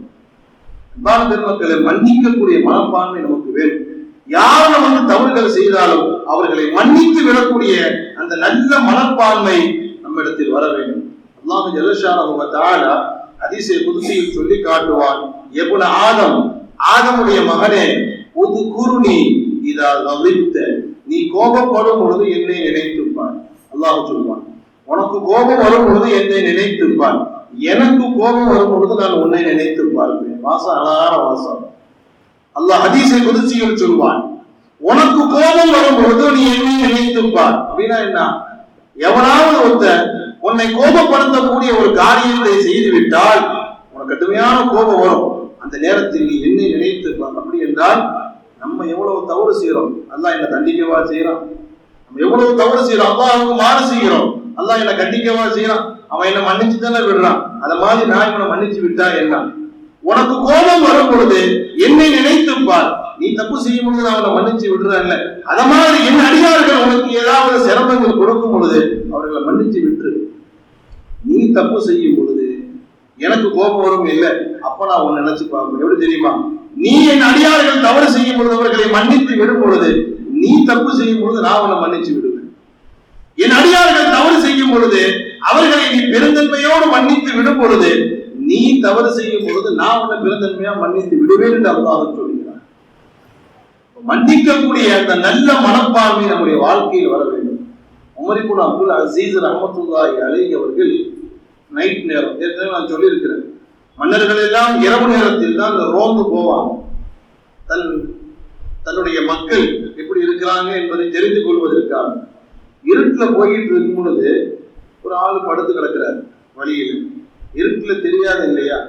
போய்கொண்டிருந்தவர்கள் திடீர்னு தட்டிட்டாங்க, காலால் அவரை தட்டி விட்டார்கள். அவன் கோபத்துல எழுந்து, உனக்கு என்ன பைத்தியமான்னு கேட்டான். யாரை பார்த்து? சாதாரண ஒரு ஆளு, பிளாட்ஃபார்ம் டிக்கெட்டு, யாரை பார்த்து கேட்கிறான்? உமர் இப்னு அப்துல் அசீஸ் அந்த மன்னரை பார்த்து கேட்ட கேள்வி என்ன? உனக்கு என்ன பைத்தியமான்னு. அவங்க ஒரே வார்த்தைனா பைத்தியம்லாம் இல்லைப்பான்னு போயிட்டாங்க. கூட பணியாளர் வந்தார், மன்னர் அவர்களே, உங்களை பார்த்தவன் என்ன கேள்வி கேட்கிறான்? உங்களை பார்த்தவன் எப்படிப்பட்ட கேள்வி கேட்கிறான்? உங்களை பார்த்து பைத்தியமான கேட்கிறான், எப்படி நீங்கள் அவர்களை விடலாம்? உசுப்பேத்தி விடுறான். அப்படி பல பேர் இருப்பாங்க இல்லையா? நம்ம சும்மா இருந்தாலும் பக்கத்துல வந்து உசுப்பேத்தி விடுவாங்க. அதுல அவங்களுக்கு ஒரு இன்பம். 2 பேருக்கு ஓதிக்கிட்டு இருக்கும், சின்ன விஷயம். 3வது சீனியர் வந்து அதை ஊதி விட்டு எருமையாக்கி இந்த பேனாக்கி சொல்லுவாங்கல்ல, ஊதி பெருசாக்கி விட்டு போயிடுவாங்க. அதுல அவங்களுக்கு ஒரு சந்தோஷம். 2 பேரும் அடிச்சுக்கிட்டு இருக்கிறத பாக்குறது அது ஒரு சந்தோஷம். சின்ன பிரச்சனையா இருக்கு. இவங்க வந்து அப்படியா சொன்னா, நீ மருந்து சும்மா இருந்தா நீ 4 வாரத்தை கேட்க வேண்டியது தானே, நீ எப்படி இருந்த? இவங்க சுப்பேத்தி விட சும்மா 5 நிமிஷத்துல முடிய வேண்டிய மேட்ரை சிறப்பா ஊதி விட்டு காலகாலமா பொழுதி விட்டு போய்கிட்டே இருப்பாங்க. அந்த லிஸ்ட் உள்ளவங்க போல தெரியாது. உங்களை பார்த்து பைத்தியம்னு சொல்லிட்டா நீங்க பாட்டுக்கு சும்மா வாரீங்க. இப்ப நீங்க டென்ஷன் ஆகும், நான் தான் டென்ஷன் ஆகணும். என்ன பார்த்து நம்ம கேட்டான் பைத்தியமானு, நீ எப்ப டென்ஷன் ஆகும்? இல்ல உங்களை பார்த்து கேட்டான். என்ன கேட்டான்? பைத்தியமான்னு கேட்டா நான் தான் இல்லைன்னு முடிஞ்சு போச்சு. அப்புறம் என்ன? நம்மளா இருந்தா என்ன பார்த்தா பைத்தியம் கேட்கிற, நீ பைத்தியம், உங்க அக்கா பைத்தியம், உங்க அம்மா பைத்தியம், 7 தலைமுறைக்கு இருப்பான். நம்மளை பார்த்து ஒண்ணு கேட்டிருப்பான். நம்ம என்ன செய்வோம்? 7 தலைமுறைக்கு இழுத்து கொண்டு போய் விட்டுருவோம். நம்முடைய பழக்கம். மகான்மார்கள் அப்படி அல்ல. மகான்மார்கள் அப்படி அல்ல. ரொம்ப பணிவா உலகத்துல வாழ்வாங்க. வஇபாதுர் ரஹ்மானில் லதீன யம்ஷூன அலல் அர்தி ஹௌனா. இந்த உலகத்தில் அவர்கள் வாழும் பொழுது ரொம்ப பணிவாக வாழ்வார்கள். வைதா காத்தபஹுல் ஜாஹிலூன காலு சலாமா. மனையர்களை அவர்கள் சந்தித்தால் தர்க்கம் செய்ய மாட்டார்கள். அஸ்ஸலாமு அலைக்கும் பாவாட்டு போய்கிட்டே இருப்பாங்க. வீண் தர்க்கத்தில் ஈடுபட மாட்டார்கள் மகான்மார்கள். உமர் இப்னு அப்துல் அசீஸ் சொன்னாங்க, அவன் என்ன பார்த்து பைத்தியமானு கேட்டா நான் இல்லைன்ட்ட முடிஞ்சு போச்சு. பைத்தியம்னு சொல்லலையே, உனக்கு என்ன பைத்தியமான கேள்வி தானே கேட்கலாம். நான் இல்லைன்ட்டு அவ்வளவு முடிஞ்சு போச்சு. இது ஒரு பெரிய பிரச்சனையே இல்லைப்பா. மன்னிக்கக்கூடிய மனப்பான்மை, மன்னிக்கக்கூடிய மனப்பான்மை மகான்மானிடத்திலே இருந்து வந்தது என்பதை நாம் புரிந்து கொள்ள கடமைப்பட்டு இருக்கிறோம். அன்பான பெருமக்களே, இந்த நல்ல குணம் நம்முடைய வாழ்க்கையில் வர வேண்டும். இந்த சிறப்பான குணம் நம்முடைய வாழ்க்கையில் வர வேண்டும். கண்மணி நாயகம் ஸல்லல்லாஹு அலைஹி வஸல்லம் அவர்கள் ஒரு செய்தியை சொல்வாங்க. அல்லாஹ் நம்ம அனைவருக்கும் இந்த நசீபை தந்தருள் புரிவானாக. இந்த நல்ல வழிமாறுகளை பற்றி நம்ம பேசுறோம்னு சொன்னா அவர்களின் நல்ல குணங்கள் நம்முடைய வாழ்க்கையில வரணும். ஸல்லல்லாஹு அலைஹி வஸல்லம் அவர்கள் ஒரு செய்தியை சொல்றாங்க. உமர் ரலியல்லாஹு அன்ஹு அவர்கள் எல்லாரும் மஜ்லிஸ்ல உட்கார்ந்துட்டு இருக்கிறாங்க. எல்லோரும் மஜ்லிஸில் அமர்ந்திருக்கிறார்கள். திடீர்னு ஸல்லல்லாஹு அலைஹி வஸல்லம் அவர்கள் கடவாய்ப்பல் தெரியும் அளவுக்கு சப்தம் விட்டு சிரிக்கிறார். ஸல்லல்லாஹு அலைஹி வஸல்லம் அவர்கள் பெரும்பாலும் இந்த புன்முறுவலாக சிரிப்பாங்க. ஸ்மைல், புன்முறுவல் தான். சில சமயங்களில் தான் கொஞ்சம் கடவாய்ப்பல் தெரியும் அளவுக்கு கொஞ்சம் சப்தமா சிரிப்பாங்க. என்னைக்கு நாயகம் அந்த மாதிரி சிரிக்கிறாங்களோ அன்னைக்கு ஏதாவது ஒரு ஸ்பெஷல் இருக்குதுன்னு அர்த்தம். இன்னைக்கு நாயகம் அப்படி சிரிப்பார்களோ அதற்கு ஒரு நீண்ட விளக்கம் ஒன்று இருக்கும். இந்த அடிப்படையில் அன்றைய தினத்தில் கண்மணி நாயகம் ஹத்தா பதத் நவாஜிலம் அவர்களின் முபாரக்கான கடவாய்ப்பல் தெரியும் அளவுக்கு சப்தமா சிரிச்சிடலாம். ஏன்னா சஹாபாக்கள் தான் நோட்டேட் ஆச்சு. ஸல்லல்லாஹு அலைஹி வஸல்லம் உடைய அங்கு அடையாளங்கள் அசைவுகளை மிக துல்லியமாக பதிவு செய்யக்கூடியவர்கள் சஹாபா பெருமக்கள். சஹாபாக்களுடைய வாழ்க்கையே அப்படித்தானே. நாயகம் எத்தனை தடவை சிரிச்சாங்க, எத்தனை தடவை வெறும் புன்முறுவல் பூத்தாங்க, நாயகத்துக்கு எத்தனை வெள்ள முடி இருக்குது, தாடியில எத்தனை முடி இருக்குது, தலையில எத்தனை முடி இருக்குது, எல்லாத்தையும் துல்லியமாக பதிவு செய்தவர்கள் சஹாபா பெருமக்கள். நாயகம் அவர்கள் கொஞ்சம் வித்தியாசமாக சிரிக்க உமர் ரலியல்லாஹு அன்ஹு கேட்டாங்க, யா ரசூலல்லாஹ் அல்ஹக்கல்லாஹு சின்னக. நம்ம ஒரு ஆளு திடீர் சத்தம் முடிச்சு உனக்கு என்ன போய் ஏண்டா கிறுக்கனா எப்படி சிரிக்கிறியோ. ஆனால் சஹாபாக்கள் பண்பட்ட மக்கள், நாயகத்தினுடைய மாணவர்கள் இல்லையா? சஹாபாக்கள் நாயகத்தினுடைய மாணவர்கள் இல்லையா? பழக்கப்படுத்தப்பட்டவர்கள், பண்படுத்தப்பட்டவர்கள், பக்குவப்படுத்தப்பட்டவர்கள். பேசக்கூடிய ஒவ்வொரு வார்த்தையும் அப்படி இருக்கும். நாயகத்தினுடைய சிரிப்பை பார்த்து அதற்கு உமரே ஃபாரூக் ரலியல்லாஹு அன்ஹு சொன்னார்கள், அல்ஹக்கல்லாஹு சின்னக, நாயகமே அல்லாஹ் இன்று போன்று எப்பொழுதும் உங்களை சிரிக்க வைத்துக் கொண்டே இருப்பானாக, அல்லாஹ் இன்று போன்று எப்பொழுதும் உங்களை சிரிக்க வைத்துக் கொண்டே இருப்பானாக என்று கேட்டு சொல்லிவிட்டு, நாயகமே ஏன் தாங்கள் சிரித்தீர்கள், லிம லஹிக்த யா ரசூலல்லாஹ், நாயகமே ஏன் சிரித்தீர்கள் என்று உமர் ரலியல்லாஹு அன்ஹு அவர்கள் கேட்க, கண்மணி நாயகம் தான் சிரித்ததின் காரணத்தை சொல்கிறார்கள். கவனமாக நாம் கேட்க வேண்டும். நாயகம் சொன்னார்கள், மறுமையில் அல்லாஹ் ஜல்ல ஷானஹு வ தஆலா இது சகோதரர்களை அழைப்பான். அண்ணன் தம்பி 2 பேர் அல்லாஹ் கூப்பிட்டு விடுவான். கூப்பிட்டு விட்ட பொழுது அல்லாஹுக்கு முன்னாடி அண்ணன் தம்பி 2 பேர் நிற்பார்கள். அதில் அண்ணன் சொல்வான், அல்லாஹ்வே என் தம்பி எனக்கு ரொம்ப அநியாயம் பண்ணிட்டான், என் தம்பி ரொம்ப அநியாயம் பண்ணிட்டான், அதனால அவனுக்கு நீ தண்டனை கொடு, அவனுக்கு நீ தண்டனையை கொடுத்து என்று அல்லாஹ் ஜல்ல ஷானஹு வ தஆலா இடத்திலே அநீதி இழைக்கப்பட்ட அண்ணன் அல்லாஹ்ட்ட முறையிடுவான். நாயகம் சொல்றான், அநீதி இழைக்கப்பட்ட அண்ணன் தன்னுடைய தம்பியை பற்றி அல்லாஹ்விடத்தில் முறையிடுவான். இவன் எனக்கு நிறைய துரோகம் பண்ணிட்டான், துனியாவில் வாழும் பொழுது என்ன படாத பாடுபடுத்தினான், என்னை ஏமாத்திட்டான், என் சொத்த ஆட்டையே போட்டான், அப்படி செஞ்சான், இப்படி செஞ்சான், இது ஒவ்வொரு அடுக்குவான். அல்லாஹ் ஜல்ல ஷானஹு வ தஆலா இவை அத்தனையும் கேட்டுவிட்டு அல்லாஹ் கேட்பான், இப்ப என்ன செய்யணும்னு சொல்ற அதை சொல்லு. அவன் செஞ்ச பாவங்கள் இருக்கட்டும், இப்ப என்ன சொல்ல வர அவன் தம்பியுடைய விஷயமா நான் என்ன செய்யணும் அதை சொல்லு. அல்லாஹ்வே அவனுடைய நன்மைகள் அனைத்தையும் எனக்கு தந்துவிடு, அவன் செய்த நன்மைகள் அனைத்தையும் எனக்கு தந்துவிடு. துனியால என்னை எந்த அளவுக்கு கஷ்டப்படுத்துறானோ அதற்கு பகரமாக அவன் செஞ்ச நல்ல அவனை பூரா என்ற நன்மையை பூரா என்கிட்ட கொடுத்துரு. அல்லாஹ் ஜல்ல ஷானஹு வ தஆலா மலக்குமார்களிடம் தம்பிட்ட என்னென்ன அமல் இருக்குதோ அந்த அமலை பூரா பிடிங்க அண்ணன்ட்ட கொடுத்துருங்க என்று அல்லாஹ் சொல்லும் பொழுது மலக்குமார்கள் சொல்லுவார்கள், அல்லாஹ்வே தம்பி இடத்துல அமல்கள் எதுவும் அவ்வளவு இல்லை, அவன் செஞ்ச பாவத்திற்கு ஏற்ற மாதிரி அவ்வளவு நன்மைகள் நம்மிடத்தில் இல்லை என்று சொன்னவுடன் அல்லாஹ் அண்ணனை பார்த்து கேட்பான், உன் தம்பிட்ட அவ்வளவு நன்மை இல்லையப்பா, என்ன செய்யுது? உன் தம்பி இடத்தில் உனக்கு செய்த அனிதத்திற்கு தோதுவான நன்மைகள் எதுவும் இல்லையே, நான் என்ன செய்ய? அப்ப அண்ணன் சொல்லுவான், பரவாயில்லை, என் பாவத்தை தூக்கி அவன்கிட்ட கொடுத்துருந்தான், அவனிடத்தில் நன்மை இல்லாவிட்டால் பரவாயில்லை, என்னுடைய பாவத்தை அவனுக்கு கொடுத்து அவனை நரகத்தில் சேர்த்து விடும். தம்பிக்காரன நரகத்துல அனுப்புறதுல ரொம்ப ஸ்ட்ராங்கா இருக்கிற அண்ணங்க, எப்படியாவது அவனை தள்ளிடும், அவனை உலகத்துல என்ன படாத பாடப்படுத்திட்டான். அல்லாஹ் ஜல்ல ஷானஹு வ தஆலா இதையெல்லாம் பார்த்து கொண்டு அண்ணனை பார்த்து சொல்வான், கொஞ்சம் உன் தலையை மேல தூக்குமா. அண்ணனை பார்த்து அல்லாஹ் சொல்வான், கொஞ்சம் உன் தலையை மேல தூக்கும். மேலே பார்த்தால் சுவனத்தில் அழகான ஒரு மாளிகை, முத்துக்களினால் மரகதத்தினால் மாணிக்கத்தினால் செய்யப்பட்ட அழகான ஒரு மாளிகையை அண்ணன் பார்ப்பார். அண்ணன் கேட்பா, அல்லாஹ்வே இது யாருக்கு வைத்திருக்கிறாய்? நபிமார்களுக்கா, சுஹதாக்களுக்கா, சித்தீகீன்களுக்கா, இது போன்ற உயர்ந்த அந்தஸ்தை பெற்ற நல்ல மக்களுக்கு இந்த மாளிகையை நீ வைத்திருக்கிறாயா என்று அண்ணன் கேட்க அல்லாஹ் சொல்வான், அவங்களுக்கு எல்லாம் இல்ல, யார் இதை விலை கொடுத்து வாங்குறாங்களோ அவங்களுக்கு தான் அந்த மாளிகை. மையம் பிசாமணிகா, யார் இதை விலை கொடுத்து வாங்குவார்களோ அவர்களுக்காக நான் இதை வைத்திருக்கிறேன். அப்பொழுது அண்ணன் கேட்பான், மையம் யாரால் முடியும் இதை வாங்குவதற்கு? இந்த மாளிகையை யாரால் விலை கொடுத்து வாங்கினாங்க அந்த மாளிகை கிடைக்கும் என்றால் இந்த மாளிகையை விலை கொடுத்து வாங்குவதற்கு யார் சக்தி பெற்றிருக்கிறார் என்று அண்ணன் கேட்க அல்லாஹ் சொல்வான், நீ நினைச்சா வாங்கலாம். அல்லாஹ் சொல்வான், நீ நினைச்சா வாங்கலாம். இவன் அதிர்ந்து போய், அண்ணன் நான் நினைத்தால் வாங்கிடலாமா, என்னால் வாங்க முடியுமா? அவ்வளவு அருமையா இருக்கும் மாளிகை, முத்துக்களினாலும் மாணிக்கம் மரகதத்தினால் செய்யப்பட்ட மாளிகை எப்படி இருக்கும், பார்த்தவனே அது கிடைக்கணும்னு ஆசைப்படுறான். அல்லாஹ் சொன்னா நீ நினைச்சா வாங்கலான்னு தான். உடனே அண்ணன் சந்தோஷப்பட்டவனாக, என்னால் வாங்க முடியுமா, நான் என்ன செய்யணும், இதை வாங்குவதற்கு நான் என்ன செய்யணும், இதை வாங்குவதற்கு நான் என்ன செய்யணும் என்று பதறியவனாக அல்லாஹ்விடத்தில் கேட்க அல்லாஹ் சொல்வான், உன் சகோதரனை நீ மன்னிச்சுட்டா போதும், உன்னுடைய சகோதரனை மன்னித்து விடு, அதுதான் இந்த மாளிகையுடைய விலை என்று அல்லாஹ் சொல்ல, அல்லாஹ் சொல்லி முடிக்கிறதுக்கு முன்னாடி மன்னிச்சுட்டேன் கதை அப்போதும் தான்.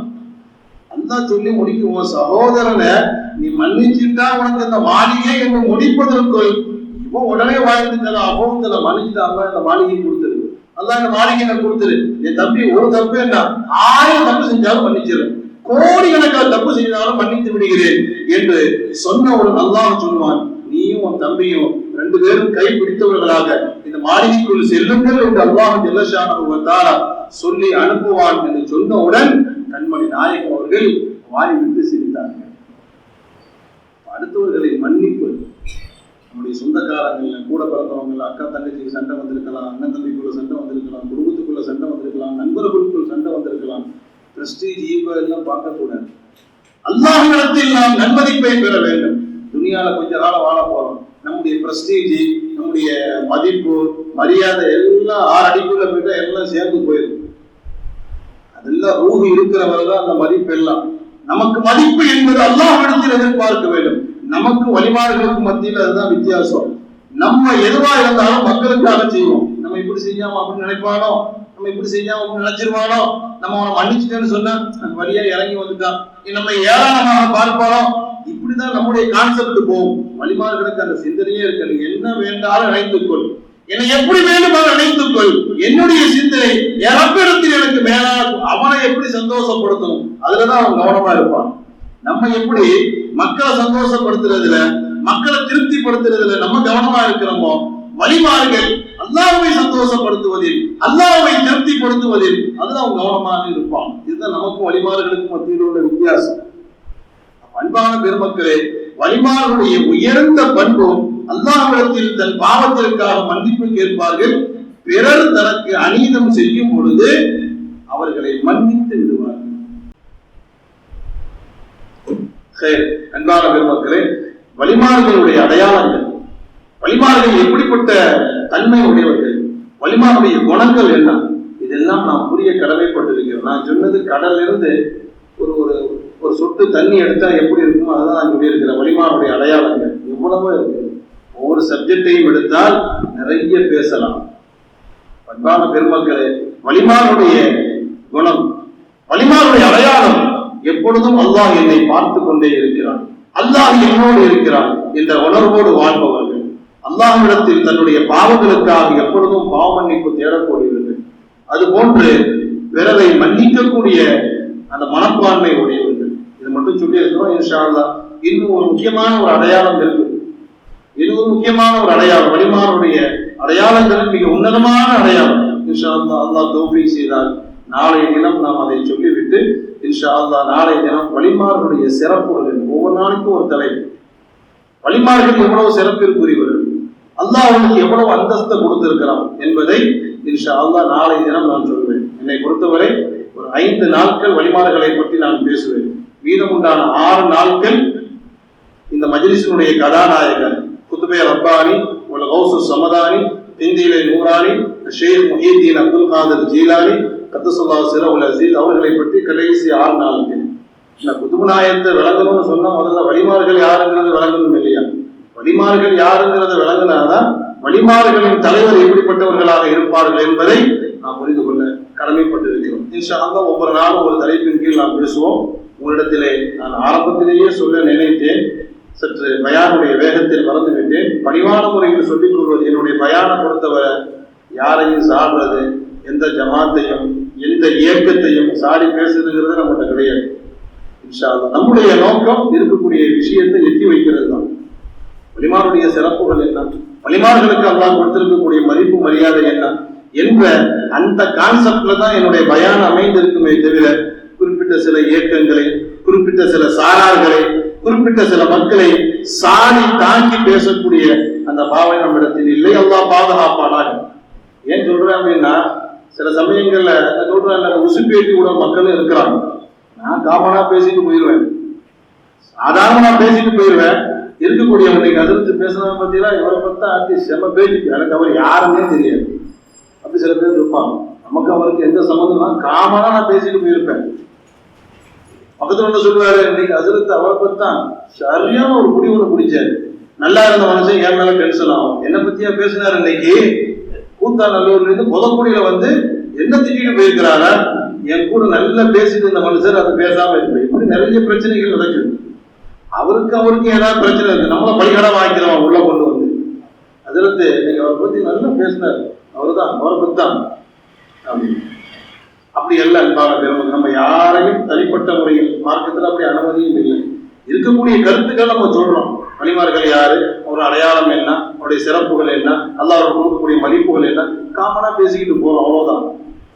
யாரையும் சார்ந்த நோக்கம் இல்லை. நம்முடைய கருத்துக்களை நம்ம எத்தி வைக்கிறோம். ஏற்றுக்கொள்வதும் ஏற்றுக்கொள்ளாமல் இருப்பதும், அதை உள்வாங்குவதும், அதை அவர்கள் ஏற்றுக்கொள்வதும் அது அவர்களுடைய இஷ்டத்துல இருக்கு. அந்த அடிப்படையில் நான் பணிவான முறையில் சொல்லிக் கொள்வது, அல்லாஹ்வுடைய கிருபையினால எனக்கு தெரிந்த கருத்துக்கள், ரப்புல் ஆலமீன் என்னை கொண்டு என்னென்ன விஷயங்களை பேச நாடி இருக்கிறானோ அந்த கருத்துக்களை தங்களோடு பகிர்ந்து கொள்வதுதான் என்னுடைய நோக்கமே தவிர யாரையும் சாடுறது, யாருக்கும் பதில் கொடுக்கிறது, யாரையும் வச்சு சாத்துறதுங்கிறதுலாம் நம்மகிட்ட இல்லை. அல்லாஹ் பாதுகாப்பானாக. அந்த அடிப்படையில் இன்ஷா அல்லாஹ் ஒவ்வொரு நாளும் ஒரு தலைப்பின் கீழ் பேசுவோம். ரப்புல் ஆலமீன் பேசியதின் பிரகாரம், கேட்டதின் பிரகாரம் அமல் செய்வதற்கு ரப்புல் ஆலமீன் நம் அனைவருக்கும் தௌஃபீக் செய்வானாக. அல்ஹம்துலில்லாஹ் சும்ம அல்ஹம்துலில்லாஹி ரப்பில் ஆலமீன். اللهم صل على سيدنا محمد وعلى آل سيدنا محمد وبارك وسلم عليه. اللهم اغفر لنا ذنوبنا وخطايانا كلها يا رب العالمين. கிருபையில் ரஹ்மானே, உன்னுடைய மேலான கிருபையினால் இந்த மஜ்லிஸிற்கு வருகை தந்தவர்கள், வராதவர்கள், இந்த மஜ்லிஸை பயான்களை கேட்டுக் கொண்டிருப்பவர்கள், இந்த ஊரிலே வாழக்கூடிய அத்தனை மக்களுடைய பிழைகளையும் பொறுப்பாயாக. அபுல் ஆலமீனே, உன்னுடைய மேலான கிருபையினாலும் ஸல்லல்லாஹு அலைஹி வஸல்லம் பொருட்டினாலும் நல்லவர்கள் நாதாக்களுடைய பொருட்டினாலும் இந்த பொதக்குடி மக்கள் அனைவருக்கும் சரீர சுகத்தையும் ஆரோக்கியத்தையும் ஆபியத்தையும் நோயற்ற வாழ்வையும் குறைவற்ற செல்வத்தையும் தந்தருள் புரிவனால். இந்த ஊரில் யார் யாரெல்லாம் நோயினால் சிரமப்பட்டுக் கொண்டிருக்கிறார்களோ அல்லாஹ் ஜல்ல ஷானஹு வ தஆலா அவர்களுக்கு பரிபூர்ணமான ஷிஃபாவை தந்தருள் புரிவானாக. ரப்புல் ஆலமீன் கொடுத்துமிக்க மஜ்லிஸின் பரக்கத்தினால் அல்லாஹ் நம் அனைவருடைய ஹலாலான ஹாஜத்துக்களை அல்லாஹ் நிறைவேற்றி தருவானாக.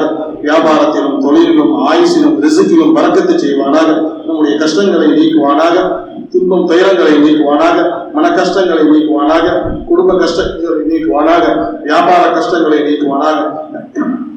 யார் யாரெல்லாம் இந்த ஊரில் குறிப்பாக இந்த மஜ்லிஸில் என்னென்ன சிரமங்களில் இருக்கிறார்களோ அல்லாஹ் ஜல்ல ஷானஹு வ தஆலா அவருடைய சிரமங்களை நீக்கி நிம்மதியாகவும் சந்தோஷமாகவும் மன நிறைவோடும் ராகத்தோடு வாழ்வதற்கு ரப்புல் ஆலமீன் நம் அனைவருக்கும் தௌஃபீக் செய்வானாக. ரப்பனா தகப்பல் மின்னா இன்னக அன்த ஸமீஉல் அலீம் வதுப் அலைனா இன்னக அன்த தவ்வாபுர் ரஹீம். وصلى الله تعالى وسلم على خير خلقه سيدنا محمد وآله وصحبه أجمعين برحمتك يا أرحم الراحمين والحمد لله رب العالمين. صلى الله على محمد صلى الله عليه وسلم. صلى الله على محمد صلى الله عليه وسلم. صلى الله على محمد يا رب صل عليه وسلم. السلام عليكم ورحمة الله وبركاته.